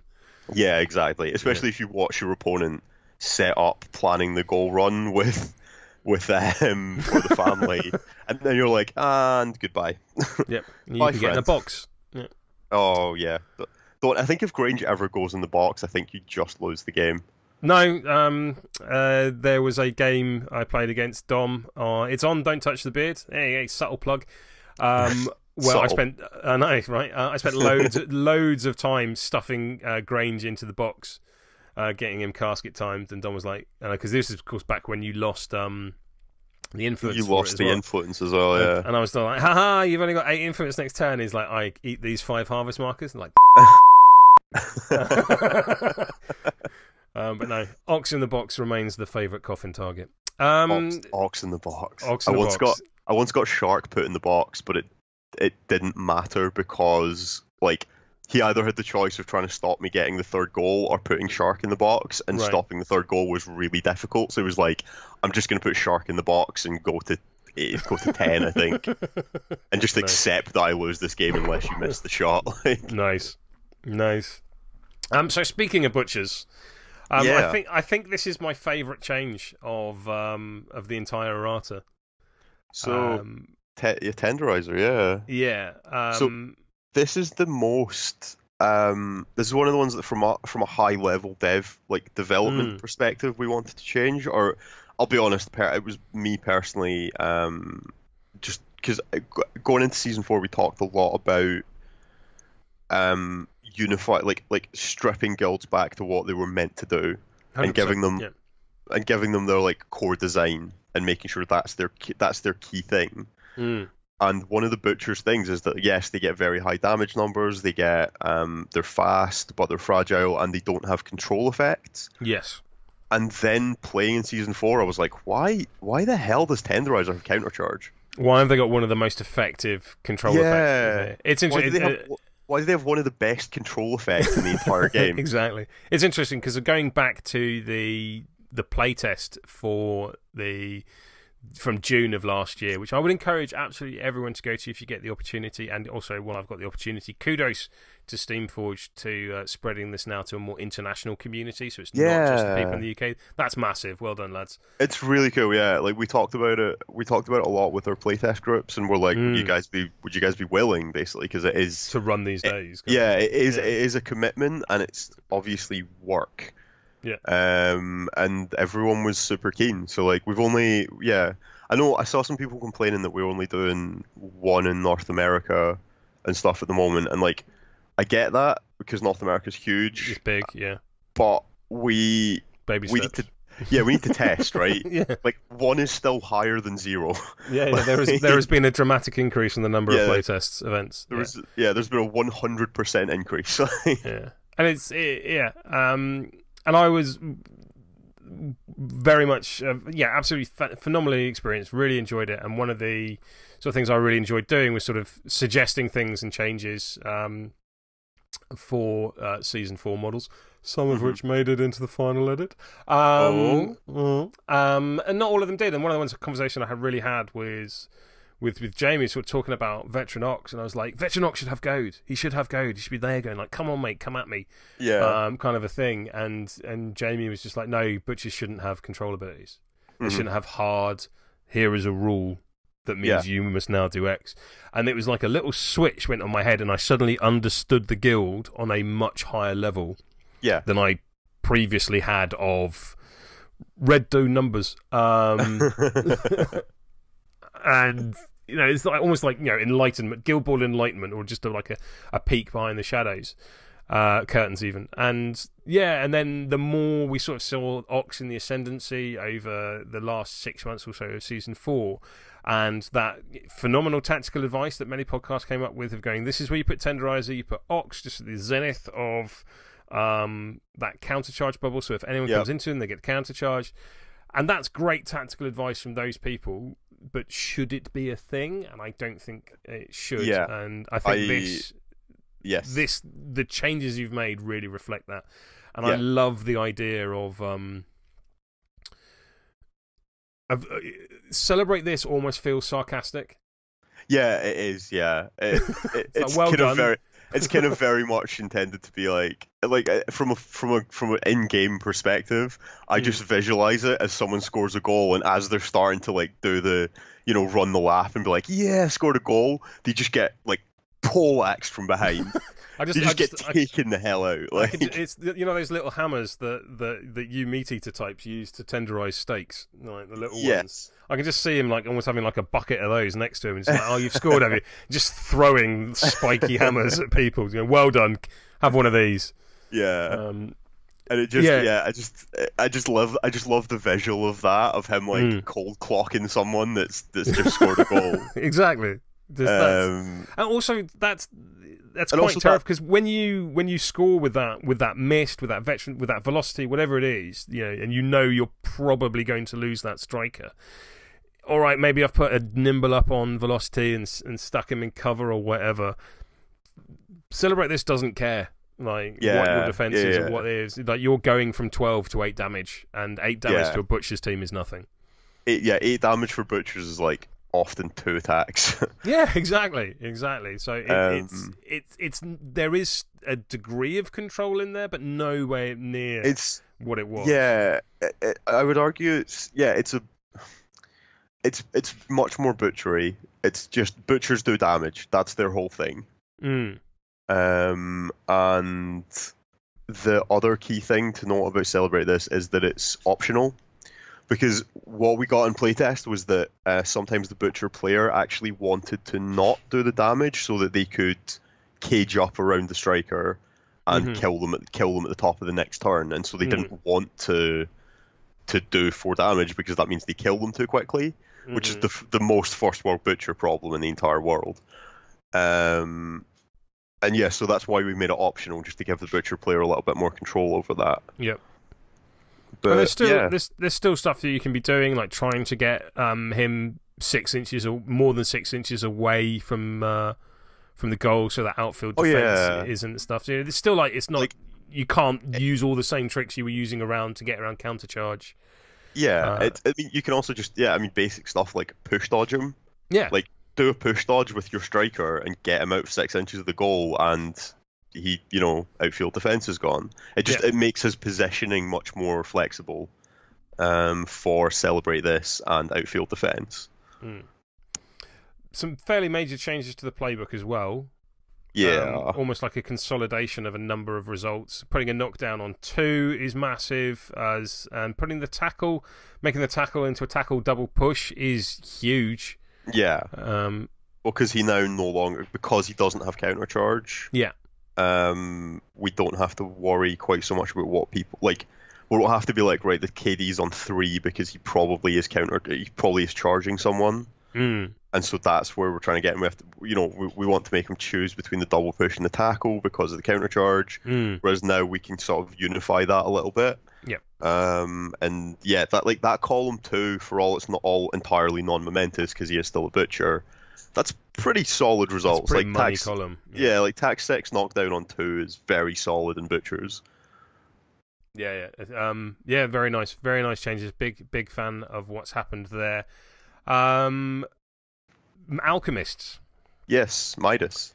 It's always interesting in talking to people about Midas, because they always want him to be more fluid, more mutable, more sort of representative of an alchemical process, and I would argue he's always been that because he's changed with every errata. Yeah, it's a really a big meta thing that we're doing to Midas. We have to change him every 6 months. Yeah, because exactly. And people, it's amazing. You're the first person that's pointed out that we're doing it deliberately. Like no one else is getting it. Like, well, you know, we thought we thought we'd made it so obvious by now.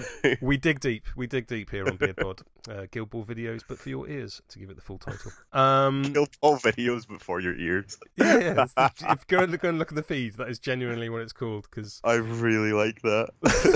Because I have a daft sense of humour, and I don't care if anyone else finds it funny. Oh, but that is exactly my sense of humour. That's great. Like... Perfect. Midas is a really interesting one because there's a lot of sort of reshuffling. I think it's fair to say on this one.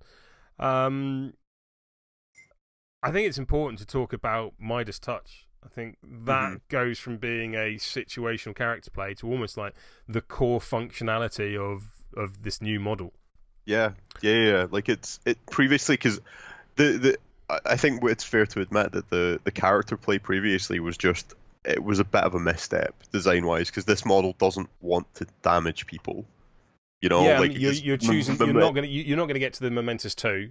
Yeah, and even if you do, it's like you already hit the push dodge. Why the hell are you?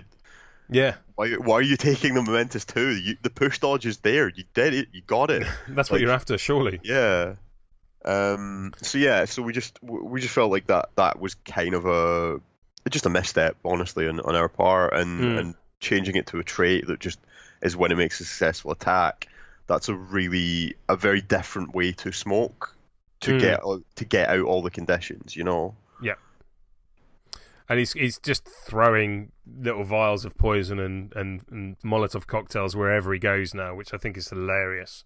Yeah. Especially, and it also ties into that whole, conditions as an additional resource for the team. With fulmination. Yeah, of course. And so he effectively has a double dodge push on column 2 if fulmination's up. Which is pretty spectacular, really. That's really nice. That is. I mean, and with Venin and Original Cat in the team, it's you're looking at a very reliable way of having fulmination up even before you've got into the opponent. Talk us through the change, sort of the reversion of Lure of Gold. So basically, because I think this is kind of very similar to what it was in Season 3. Yeah. We tested a lot with the updated Season 4 Alchemist players, and but I think we misjudged slightly how things would go when Season 4 was released. Okay. We didn't quite see the top teams, and we didn't quite see that smoke was going to be as prevalent as smoke is. And so we felt we wanted to, because Midas obviously is supposed to be, it's supposed to be a big deal for him personally. He is supposed to be a big deal personally and do a lot of work, and I think this verge, we've buffed that. But also, the Lure of Gold was just an element of a little bit of team support, in a way that smoke really doesn't do. And improving that element of him was to push a bit of difference between him and Smoke, because obviously we know that Smoke's pick rate is much, much higher than Midas. Yep. And I think we wanted to equalise that a bit, and Lure of Gold is one of the places where Smoke and Midas are notably much more different. And so we really just buffed that rule back up. And yeah, it is what it was in Season 3, because we intended something different. We intended something different for this model in Season 4, and we didn't really hit it. Midas is a little bit like Grange, I think, in that regard, in that we lacked focus. Just lacked focus, and we knew what we wanted to do, but we didn't achieve it. Yeah, I think this is the best Midas we've seen. That isn't broken as hell. Still doesn't have true rep. It doesn't have scything blow from gutter or anything like that. Yeah. So no, a welcome return to the pitch, I think, for Midas. And I know Certainly Panzer, who's been playing Alchemist all season 4, is very, very excited to get him on the pitch. That's cool. I sometimes, sorry, I'm going to go on a very slight tangent, but sometimes when I see a tangent on this podcast, entirely within my kitchen, when I see people complain about balance and about like X model is busted and hunters now or morticians now or blah blah blah blah blah, navigators are really good, and sometimes it can feel a little bit like the sky is falling, and I just want to sort of remind people that, like, do you remember season 2 Obulus or season 1 Midas? Like, do you remember that the game, like, we survived that period of time? Like, nothing in the game right now is as wholly insane as season 1 Obulus. This is a conversation I have quite a lot, either online or in person, as, I don't know, maybe someone who takes salt with a pinch of salt and tries to bring a more sort of positive outlook at Guild Ball. We know with Morn and with Steeljaw and veteran Captain Boar, which I think is the veteran correct Captain Boar. Is the correct way of saying that, with a slight mild terror in your voice. And Yukai, who's maybe one of the most bonkers things I've ever seen. Or even at the season 4 launch, when there was a little bit, Chicken Little going on. Mm-hmm. Can you? The thing I always bring up is, can you imagine if Honor was introduced now?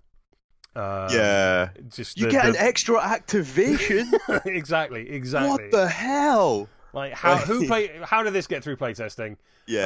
Someone needs to be fired. And the same with Obulus and Puppet Master and things like that. Is there should always be bonkers things in the game. Yeah. Or we can just play checkers. Yeah, like, it's part of the thing of, like, we're not playing chess. We have to put interesting things into the game and cool things into the game, and we're never going to get, unfortunately, because we're mostly human. Perkins isn't, but we are almost entirely human, and we are never going to make the perfect game, because if you want to play the perfectly balanced game, chess exists. Like, and then even that isn't, because one team goes first each time. Yeah, exactly. Yeah, there's no there is no perfectly balanced game, and I think I think we are rightly very proud of the balance in Guild Ball. Yeah, and the fact that it's an aspiration. I'm sure. Yeah, it's an aspiration, and every 6 months we look at the game and we make changes to try and tweak the balance both up and down on certain models to bring it closer to where we want it to be. And yeah, we're never going to get it perfectly 100% right. Like, that's just a fact, because we're not all perfect god machines. Yeah. But I think we have a pretty good track record, and the problem, like, it does annoy me a little bit when people go full, like, sky is falling, is that we've had broken stuff out in the game in the past, like season 1 Midas, season 1 Obulus. But Obulus was fine. Yeah, Obulus was fine, grand, yeah. 5... Was he 5'8" influence, and you got one back for Puppet Master? You got one back for Puppet Master, yeah. Seems grand. And he had 2 more health. He had 2 more health as well, didn't he? He was 16 health. But, like, we have a track record of fixing things. And you have a track record of fixing things both ways. Like, yeah, exactly. Yeah, we don't leave stuff generally to languish in obscurity for 2 years if it's bad. And we don't leave stuff to punish, to, like, make the game unfun if it's too good. Yeah. Because that's how you all very quickly lose your jobs, because people stop buying it. Frankly. Yeah, exactly. Like, and yeah. Yeah. It's a very real... perfectly real danger. Yeah. No, I look forward to seeing more of Midas. Yeah. Still the sort of model that I look up and go, numbers, no idea what that does. How does it kill things? Yeah. That's just the way I play. So looking at the order, the models themselves absolutely identical, but have gained this hilarious, frankly, absolutely hilarious guild rule of ball of light, and I've already begun making a ball of light using LEDs. This little watch battery underneath the 30mm base. That's so cool. It's got to be done. It has to be done. Yeah, I'm well keen. Like, This is mental. So they have another ball. Pretty good. But so it's snowball, but it doesn't. It's snowballing and it doesn't go away. Yes. And it does damage if other people get it, which I like. Yeah, it can't be used to make a shot. Is the important thing. Yes. But yeah, this basically actually we can't take full credit for this one. It was because Perkins was listening to Strictly the Worst, and they were like, it'd be really cool if the Order just had a ball all the time because all of their so many of their abilities trigger or can be used if they have possession of the ball. And Perkins listened to that and he was like, "That's a really good idea. We might need to look at some way of implementing that."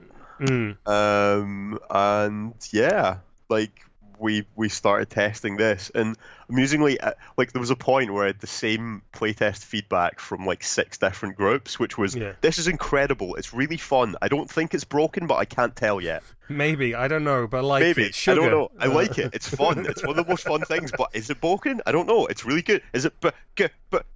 And everyone had the exact same feedback of, "I think this is incredibly fun and it's really good, but I can't tell. I don't think it's broken, but I don't know." It's interesting as someone that doesn't play football. Yeah. And as someone who looks at footballing teams and go, I have to stop them doing their thing. It's interesting because I don't want to stop I don't want to stop them using the football because they're going to score a goal, and then I'm going to have that very, very precious resource and hide it on Dirge in the corner or whatever fun thing I've got up my sleeve. But I want to interrupt Ball of Light more than I want to interrupt the regular football. Whether that's going in and tackling it and kicking it to space behind their own lines, or just go puppet mastering, going, "You put that over there." This feels more of a priority, and I think that's very cool because that shows me that it's not just an afterthought rule. If you know what I mean, it has it's one of those rules that just looking at the text in no way tells you how impactful the rule is.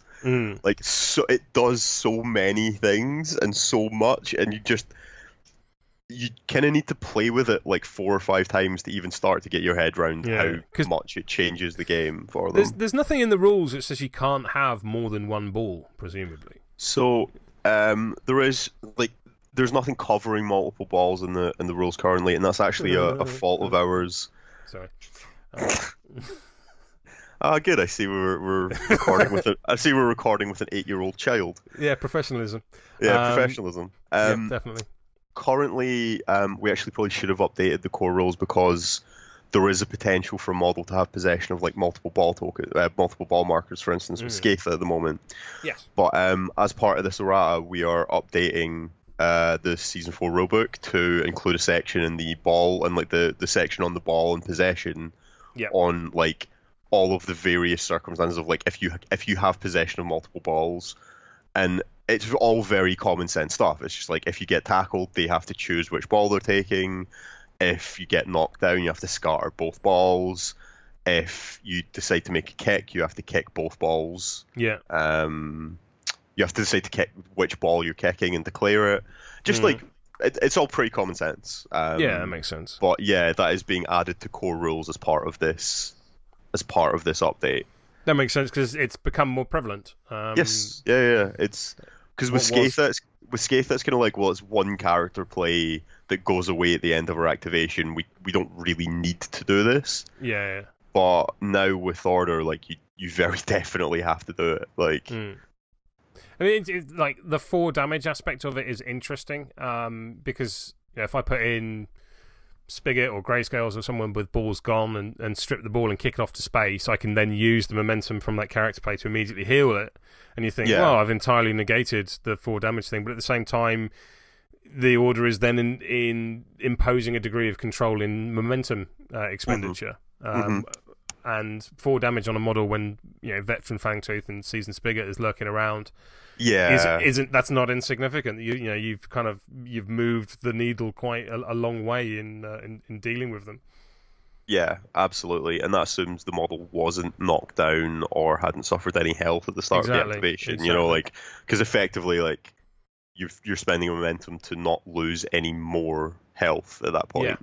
Yeah. And it's to discourage the enemy team. It's not to it's not intended to cause like, it's not intended to be like crippling, but 4 damage is like, it brings a lot of models down into that fangtooth kill range. Yes. Or that spigot kill range, and that's the point at which you're like, aha, I got the ball of light off you, and Fangtooth's like, great, you're dead now. And I'm gonna have my ball back. Good job, buddy. Like, thanks. Although the funniest use from playtest of the balls inflicting 4 damage, because it's each time an enemy model gains possession of the ball, they suffer 4 damage. Yes. So in one of the playtest games, we had someone mainspring went in, tackled the ball, took 4 damage, tried to pass it. The ball missed. It went over an obstacle. It landed back by mainspring. He snaps it, suffers 4 damage, explodes, and does 3 damage and hits 5 different order players. Putting burning on all of them. And putting burning on all of them. Beautiful. Oh, I love that. Oh, fantastic. Oh, so yeah, there you go. If you play mainspring or something, this buff to order is also a buff to mainspring. You heard it here. Swarm. And Vile Swarm. You heard it here first, lads. Like, yeah. I'm a big fan of the Vile Swarm bomb. So yeah, here's a new and interesting way to theory craft and not get it off. Yeah. Because that tackle on 3 that Vile Swarm has, that's super useful. Oh yeah. Vile Swarm, money column. I can see that happening all the time, quite frankly. Yeah. Near constantly. Like, you're gonna walk through a tournament and there's just gonna be on every table Vile Swarm just tackling and exploding. Like, yeah, attack 3, third column. Yeah, 100%. Yeah, it's gonna genius. happen. Well, I mean, he charges for, is it free? Free? Yeah, he's furious. Free? Go for it. Yeah. Yeah. I do love me some Vile Swarm. Say again? He's really good now. Or they are really good now. I guess they are a swarm of rats. The male pronoun is probably fair in that instance. I have no idea. Men are a swarm of rats. Men are trash. Nice. Good work. Falconers. I like how you're like, nice, that was really funny, I should have laughed. Like, can you just laugh now? And then I'll totally edit it. 100%. So I say that, and then instead of there being an awkward silence for 10 seconds, there's you laughing really loudly and like really obviously like false. And not leaving this long and languid explanation of why it should have been funny, because that's then funny. Yeah. I mean, just cut 100%. all of this. Yeah, just cut all of this garbage. 100%, mate. No worries. Yeah. All right, cool. So I've been playing a reasonable amount of Falconers of late, mainly because they're pretty. Yeah. It's weird. It's one of those ones that I came up to Steam Forward HQ last year, played Perk with the Falconers for the channel, beat him. Not sure if I've mentioned that. I don't think you've mentioned that yet. Did you beat Perkins? I did beat him. I did. Yes. Did you? I did. It was on the clock. He's like, we're playing clock points. I'm like, oh yeah, always.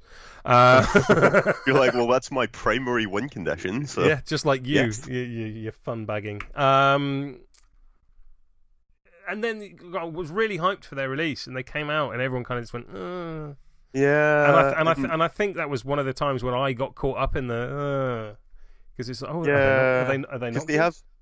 I think they have the. According to the Lontent, they have one of the lowest win rate ever in Guild Ball, I think, at the moment. Yeah. Which I think is partially because the perception that they're bad.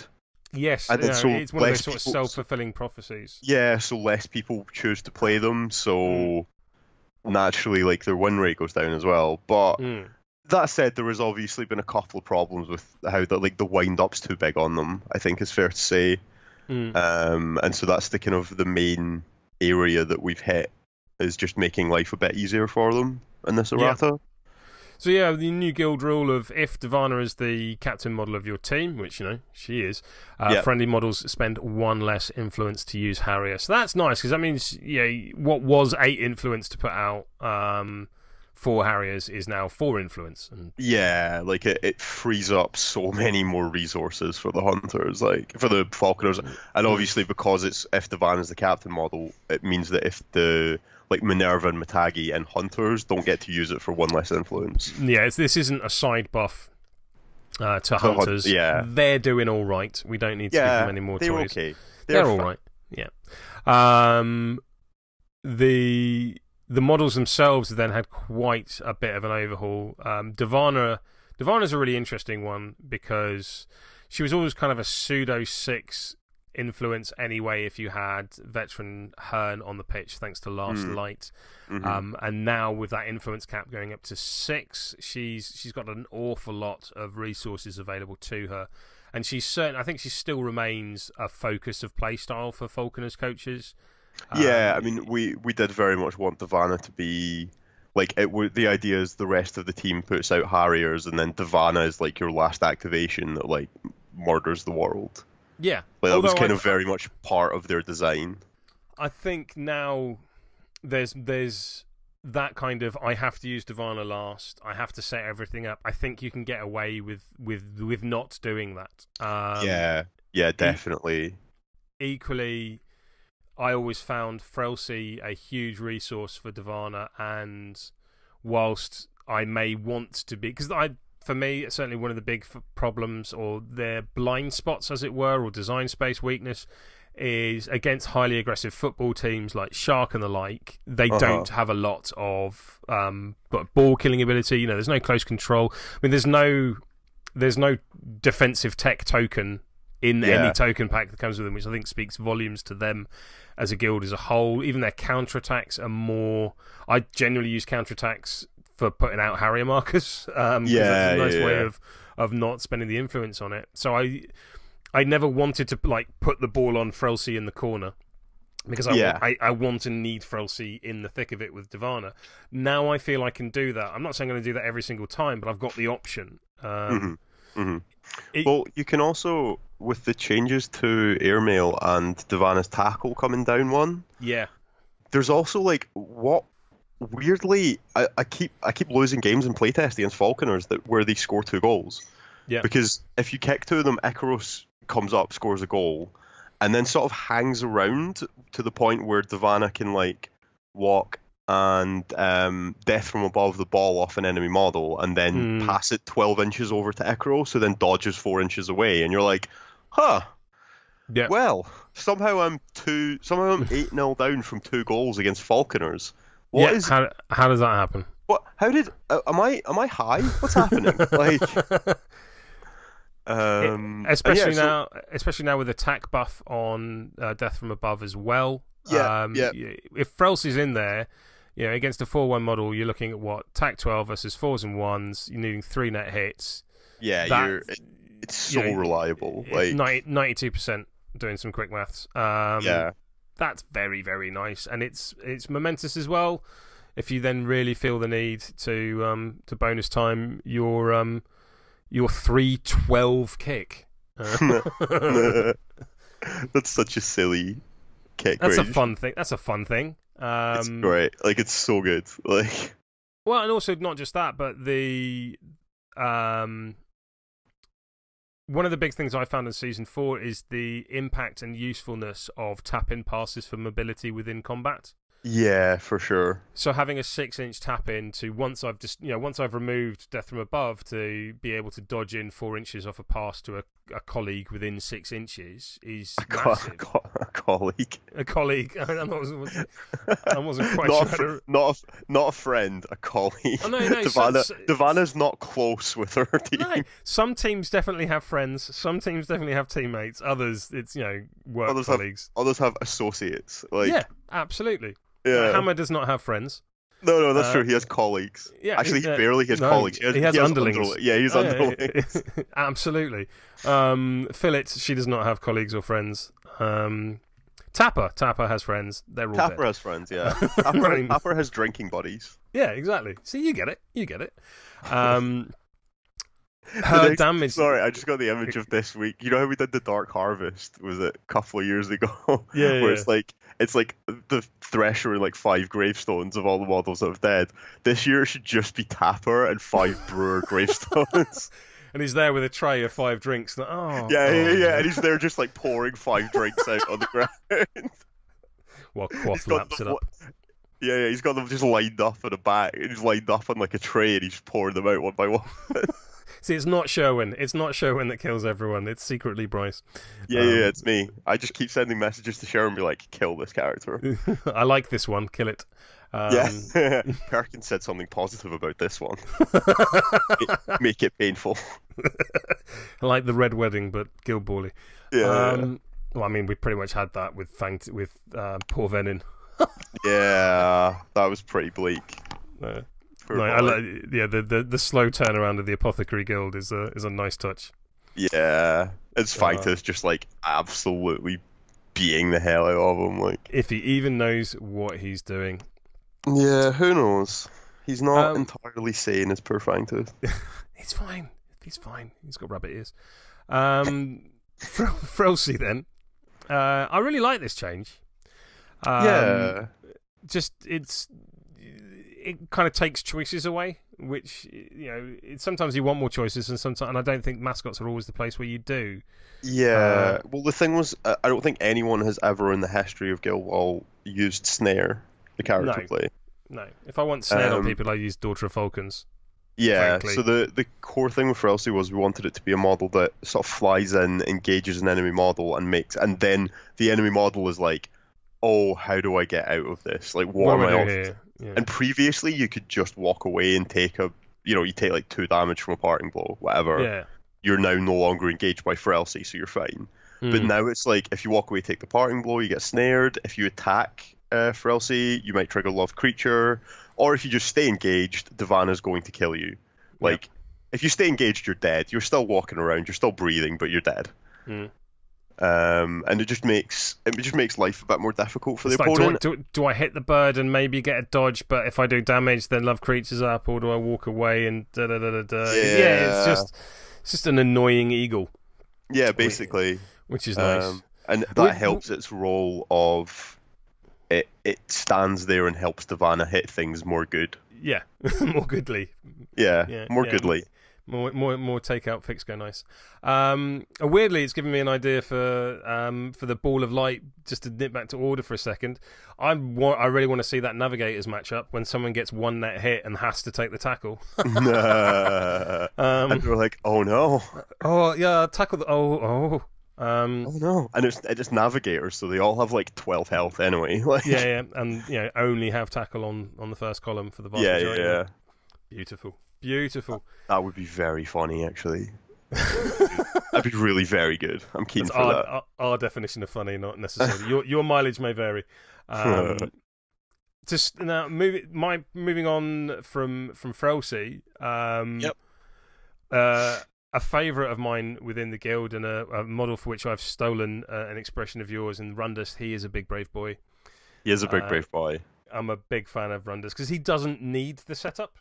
Yes, and I think something we're exploring a bit more with minor guilds is the azimuth model, that minor guilds can have a model that only plays for them that can be a little bit almost overtuned, because that model is making up for some other general weaknesses that the guild has, or is generally because that model is maybe doing the role of like 2 model. Like, so in a major guild you'd have the choice of 2 models, but because in a minor guild that doesn't exist. Yeah, this kind of plays into a theory of mine that I actually want to explore on a different podcast.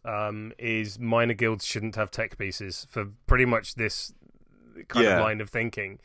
I almost want 8 models or 6 models, because 2 of them are locked. 6 models that are insanely cool, and the difficulty is choosing between them, as opposed to I want this guy here, in this matchup I want this. Like, that certainly gets a lot harder for minor guilds to do, because they have so many fewer options. Yes. And so it means we can have that model, like the model, particularly the models that don't play for the major guild, we have a bit more freedom. Pardon me, we have a bit more freedom to make them, well, like Azimuth, like just a bit, maybe just a touch better than a normal model, just to give them more flexibility and more options in the guild. And so with Rundas, we were like, we can do that by bringing his damage up. And so we basically, the big change here is lowering the 3 damage from column 4 to column 3. And especially for a model with Especially- dirty knives. You know. Yeah, a model with dirty knives and cheaper Harriers now. Yeah. It's just like, yeah, okay, so I can put out a Harrier for 1, and then I have 4 damage on 3 hits. Yep. It's pretty good. That's nice. It's pretty okay. I like that. I was about to say, actually, I think you'll find Ebb is that model in Navigators, but then I realised you're on the design team, and that kind of be like, design-splaining. Yeah, that would definitely be designsplaining. So yeah, it's interesting for Falconers because, like, strengths have become strengthier. But not, yeah. but I'm never gonna get away from that phrase, am I? Like... But it's not the weakness. The design space is still there. The weakness is still there. It's not like they've all suddenly gained a double disengage or a knockdown counterattack. It's not like they're still not going to have to really consider how they play against high tempo football teams. I think definitely the key thing is that for minor guilds we haven't, for all of the guilds in this errata, we haven't changed any of their strengths and weaknesses. We've just amplified or amplified those basically, or ameliorated them in some cases. Oh, okay. That was why I paused so much there, because I could not think of the word. I'm not entirely convinced you haven't just made it up. I might have done. I don't know. I'll have to look it up. It'd be very exciting. It's good though. If I learned a new word today, that's rare. Usually my perspicacity carries me through. Good word. Excellent. This has just become this is sickening now. This is two men on a podcast complimenting each other on word choice. We are the worst thing about the internet. No one is listening at this point. Especially as my one came from a Simpsons episode. Rat catchers. Rat catchers. Another guild that I've been playing a bit of. You could say that about literally any guild. That's not true. It's not true. Not in season 4. I love the addition of the push to the tackle. It's funny because we actually started off. I think we made some other changes to Piper, and made some other buffs, and then what the feedback we kept getting from playtesters was, we don't care. We don't care about any of these other changes. The fact that he has the tackle push on 1 is the single biggest change, and that is the most impactful change on him. So we originally started off changing this model more, and then we were like, actually, we don't need to. That tackle going to a tackle push is so incredible for him. Yeah. There's an absolute theme that runs between all of the guilds that I play. I mean, yes, the fact that I play a lot of guilds is well known and a source of humour, as is my indecisiveness on it. But there is a theme that runs throughout all of them, and that theme is, I move your models and then I kill them. Yeah. So whether that's rat catchers or brewers using taximate or obulus or whatever it is, I move your models to a place where I want them to be, and then I murder them with my big beta model in a safe place. That's generally how I play Guild Ball. For better or for worse. Now, with Piper, obviously the goal is that momentous push on 2. The momentous double push, so you can get the rat trap, as is now, up and running again. One of the most frustrating things, particularly as a TAC 5 model, was it was entirely reasonable just to get 1 net hit, and you'd be like, well, I can't have the momentous tackle, so I'm going to do the 1 damage. So the addition of the push there allows 2 things. It allows me to generate momentum consistently with him, and it allows me to continue my goal of, I'm going to maneuver you into a place where I want you to do stuff. And that is such a small but massive change. Yes, it's huge. Like, we also did buff. It's weird because I think the legendary push going up by an inch looks like the bigger change, but it really isn't. It really isn't. Change. No. Like, I kind of looked at that and went, oh, okay, yep, fine. You're like, it's nice, but the big change is the push on 1, because it lets him, like, often as a TAC 5 captain, he's, if you're attacking a model in cover, you're like, this kind of sucks. Yeah. Like, I'm only really getting 1 hit here a lot of the time, and now at least he can do something with that 1 hit, because reliable momentum generation from captains is important. And it's a thing that it's a thing we take into account when we're looking at captains, and it just felt like Piper was a bit lacking in that regard. It just makes him so much more reliable, and if things don't go to plan, at least I have a plan B. Yeah. It's I really this is. I've almost got the Drake meme in my head of 3-inch push directly on Swarm's Obedience, and then tap momentous push on 1. Yes. I mean, you should make that meme for the first of March. I have a guy that makes my memes for me now. Oh wow, that's when you've made it, when you have a meme guy. Yeah. But he does it. We have a sort of group chat where all the people that have come across from Malifaux sit, and just Simon, bless him, just sits there and just churns out memes all day long, and not all of them can be made public. Yeah, that's fair. But Coomber and his GIF work is amazing. His GIF work, and Coomber and Dave Margetson, like Steve's brother, they're both like, their meme game is on point at the moment. Like it is the Incredibles one with Scalpel running as the sun, and just like Jamie excitedly clapping in the stands. Just destroyed me. And just the running gag of Dan Harwood just cropping up for a frame in every single one of them that's absolutely perfect.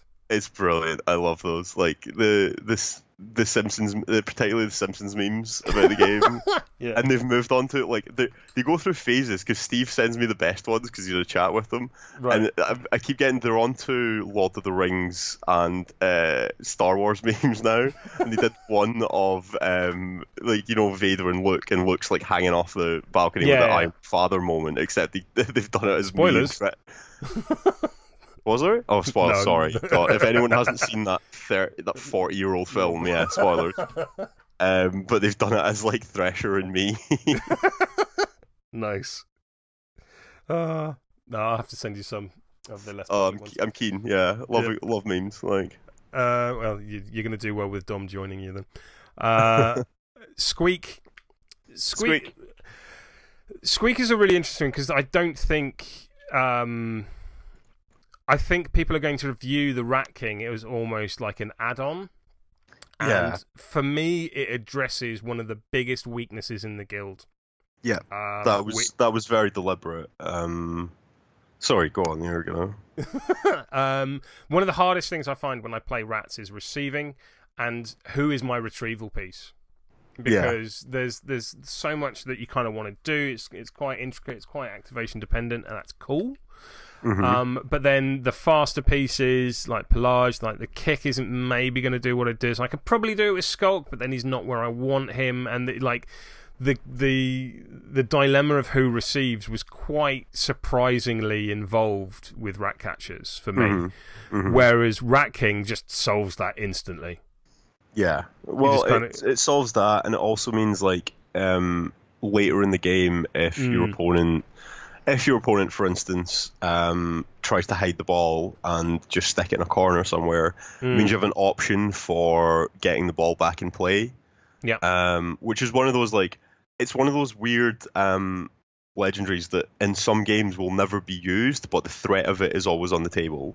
Yeah. And so your opponent has to play around that threat, because if they just try and kill the ball by putting it on the pitch somewhere miles away from everywhere, now you have an option to just get that ball back in play, you know? Yeah, I mean, it's effectively, with Reverie and things like that, you've effectively got a 22-inch bubble around Squeak of don't put a ball down. Yeah. And he can just quite happily go and get it. Yeah, and it's something we're exploring a little bit more with mascots in minor guilds, is giving them, like, they're almost some of your tech. Like, we're talking about how minor guilds shouldn't really have tech pieces. In some cases, because the mascot isn't a choice for minor guilds. That's we have where your option, tech piece is. Yeah, that's where some of the tech goes. Yeah. And you see it on the Miners Guild mascot as well. Okay. Which is of course out now. Which is of course out now, because we got to put we wanted to put a bit of condition removal in the guild. Nice. But in addition to, obviously, you can take Ratchet and you can take Fixer, but if you don't take Ratchet, it gives you the option to not run him, because you have Stop, Drop, and Mole, which is the best named ability I have ever come up with. Superb. Absolutely superb. I giggled for about I would say 2 days after I came up with that name. Because I had such an image of like someone on fire, and the mole just digs a hole and like kicks the dirt all over the model that's on fire and puts the dirt out, puts the fire out, and I'm just like, it's so perfect, it's utterly perfect. I love it. Yes, it's brilliant. But that's a tech piece that we put in on the mascot, and it's this kind of the same with Squeak here, where that gives you you have that little bit of tech on the mascots because that's not an option for you. You have to bring that mascot. Yeah. So there's freedom for us to give them tech on models they have to bring. Gotcha. Yeah. And also nice. the kit going up to 2/6 on Squeak means he's now a much more legitimate Reverie goal threat. Yes, 100%. As well, which is really cool because he has the same Reverie threat as Skulk now. Yeah. So like, yeah, he's much more threatening. He's a much more threatening model to put the ball on and Reverie it with Piper as well. But yeah, so we reached the end of the errata. Yeah, that's the end of the errata. We've covered a Pelage already. I think it would be remiss of me not to touch on the models or the guilds that have had no changes. So I imagine, sort of looking at the way that you assess and you assess and make decisions over this. No doubt a lot more was discussed than has been released in what is already the most comprehensive errata I think we've ever seen. There's going to fall into, I imagine, one of two categories. One, everything is fine and working as intended. The World of Warcraft response, or not now, not enough, or it's not the right time to be addressing this. Equally, I suppose, with the release of new captains, I imagine with Fish, gaining Yokai, it's almost like play with that for a bit, and then we'll have another go in 6 months. So Engineers were a guild that previously was quite maligned a little bit, I think, and people thought they were a bit meh in season 4, which is funny because like then there was that weekend which the weekend where like Engineers won the US West Championships, and then both Charles Nurser and David Cameron, not that one, both Charles ran Engineers. Nurser, please. Charles O'Nurser. Yeah, he won the Irish Championships. He's been given a honorary O at the beginning of his name. The ever-evolving nickname. Yeah, Charles O'Nurser squared. Yeah. And then, so does that make me Bryce Le Johnston? Like something like that? Yeah. I think you have to pronounce it Bryce. Bryce Le Johnston. There you go. I'm sure your other half can give you pronunciations. Probably, yeah. I mean, she is French, so. Incidentally, I've been trying to learn French because obviously my girlfriend's French, and like, see gendered gendered words for like table and shit. It's a chair. It's a chair. I'm like, why is it male? That doesn't make any sense. Like, especially because like there's weird things, like I'm pretty sure it's la barbe, which is the beard, but it's feminine. And I'm like, okay, that I didn't know that. I'm pretty sure that might be a lie. If there's any French people listening, I'm very, very sorry. I am doing a terrible job of being your champion. I'm trying to learn a little bit of French, but it's not working. But yeah, French, difficult. But yeah, both Dave and Charles and John Clough, I think it was, in the US, all played Engineers and did very, very well with them, which is kind of funny that people seem to think they're underpowered, but also to swing way wide and then come back to the point. Well, we saw this last year as well with blacksmiths. Yeah, because there's that hot thing where like it feels like a guild will be maligned and people think they're bad, and then there will be simultaneously, and like there will be one weekend or 1 month where suddenly they win like 3 major events, and everyone goes, "Oh, actually, they're good. I just haven't been playing them properly." Yeah, so Jason Mountain will win Union with Blackheart confirmed. Yeah, yeah. So yeah, presumably Engineers, they're gaining a whole bunch of stuff this month or now. Yeah, because obviously they're, as of today, now in the future, they are gaining 2 new players in Spade and Fuse, and so we don't want to maybe errata those quite as readily because they're getting 2 very good new options on the day of the errata, and that's enough of a change up, we think. And that's kind of a main one. Like, equally, Butchers, whilst they've had a slight nerf to Tenderizer, are gaining 2 new players in days' time. Yeah, so it makes sense for why they should be sort of held fast along, with their new cooks and also veteran Captain Ball, who's efficient monster such as he is. Yes, efficient monster. He is just so efficient. He's terrifyingly efficient. I'm not looking forward to seeing Berserk Furious Boiler, or even just what Berserk Strikers do. That's a terrifying prospect. Because suddenly they have the option to charge and still generate like 4 momentum and then score a goal. Yep, exactly. It's going to be terrifying. Yeah. Well done. However, looking at, say, Masons, is that this is working as intended, everything is fine, nothing needs to change? Or probably yes. I don't think we have any real problem. Like, Masons seem to be in a pretty good place as far as we can tell. Like, they have... the parity between captain pick rate is probably the most even it's ever been. With no information to back that up. Yeah, no, I think that based on what I've seen, I think that's fair. And I loved I think it was Fraser McFetridge, one of the Scottish players. I think just after season 4 came out, there was a local tournament up in Scotland that he won, and it was 4 rounds, and each round the first round was 3 goals, the second round was 2 goals, 2 takeouts, the third round was 1 goal, 4 takeouts, and the fourth round was 6 takeouts.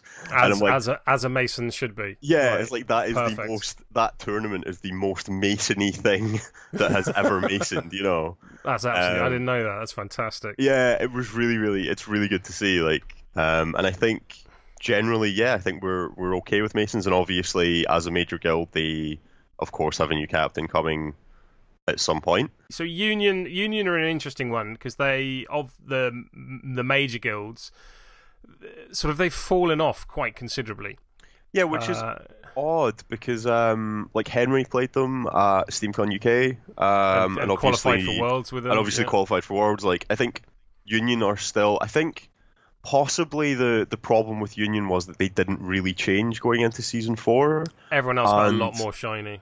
Everyone else got a lot shinier, and Union didn't really change. And I think the problem might be the perceived lack of sparkle there, because I think Union are still they still do everything they did in season 3. They saw almost no changes other than like Snakeskin got buffed, normal Fangtooth got buffed, slight speed increase on Avarice and Greed. Slight, yeah, like. There were a few points there where they did get better, but I think their big flashy things sort of stayed. I mean, hell, Mist got buffed. Like, he got his momentous tackle back. Yeah. It's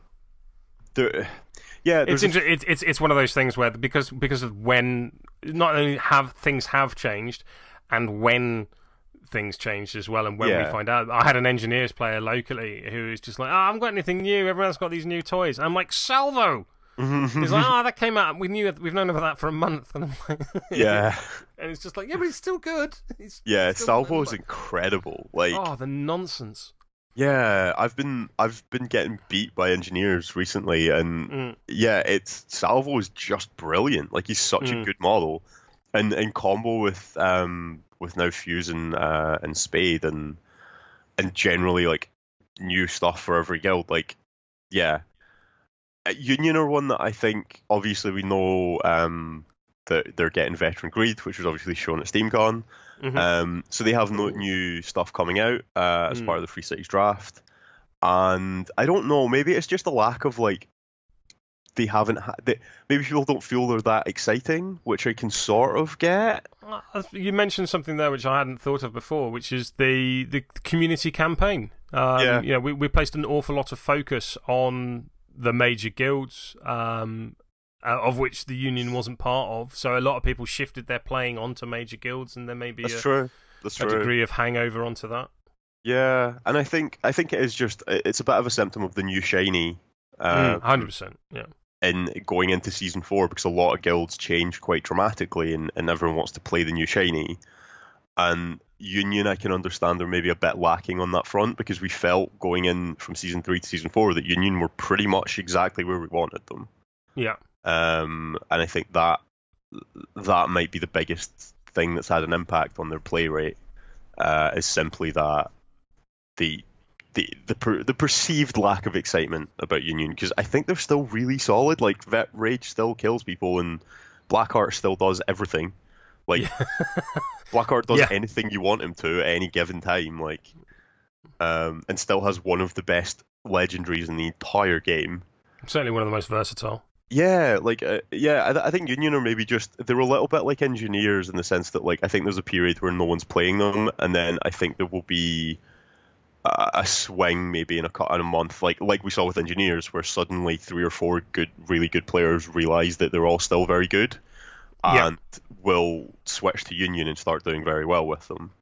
I think Vengeance would be a really nice indication of that, because they're certainly a team that have done very well representationally at large-scale tournaments in this country and abroad. Because I think they're a very reliable team. Yeah, like Union are, you know what you're getting if you're playing Union. Like, they are solid and reliable and good. You know, like, I need a model to do this. There is a tool that you can choose whether to be able to do it, and they can still do the chain grab scything blow thing. Like, one of the things I watched happen during SteamCon during the Last Chance qualifier was Henry playing Vet Rage with Gutter, and against the Farmers player who I don't think played against a lot of Union. And there was a point where Wendell got chain grabbed into a mob of like 4 Union players and 4 farmers, and got our chain grabs Wendell in, and then deletes 3 farmer players by just siding off of Wendell. It's interesting because with all the new stuff coming in, and I suppose the Errata is going to be part of this as well, is a lot of the old tricks start to resurface again. Yeah. I catch more people out now with the Obulus self-puppet master goal than ever before, because they're just used to seeing Scalpel, and things like those scything blows, or like damage target on Graves. There's that much more sort of bandwidth required for the game in terms of new things coming in, that some of the older staples are still just fresh and viable tactics, which is nice to see. Yeah, and I think that's just it's good to kind of. I was almost watching that game. I was like, I haven't seen anyone completely destroy someone's spirit with scything blow like this in about a year, and that's still a super good, viable tactic. Yeah, and they're on my list of teams to move opponents' models and then kill them hideously with, because that chain grab of original Gutter is still very, very viable. Yeah, oh, absolutely. But yeah, it's, I guess because it's been a thing since season 1, it's the new version where the chain grab is triggered off the playbook, like that's more been a thing in season 3, but it's not new and exciting, I guess. And I think we might see. It'll depend at Vengeance, because post Errata, obviously, there's so many new exciting things. Yes, and I dare say there's always that thing where people interpret or use things in a way that you didn't expect or didn't see. Yeah.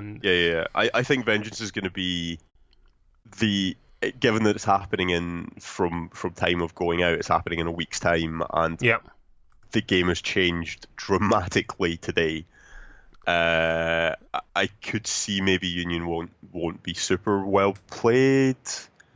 I mean, maybe that's something that if they're still not being played a lot in 6 months' time, we start having a look at and seeing and asking why they're not being played, and do we think they're fine and people just aren't playing them because they're not exciting? But if they're not exciting, does that mean we need to take a look at something? Because it's the children that are wrong. Like maybe like, because Guild Ball should be exciting and Guild Ball should be interesting, and if a guild isn't being played because it's not exciting, that's just as bad as if it's not being played because it's underpowered. Absolutely. So, perfect. I think we've covered everything there, Bryce, that's on the Errata and isn't. Thank you very much for your time. Really appreciate it. And as ever, I need a better outro.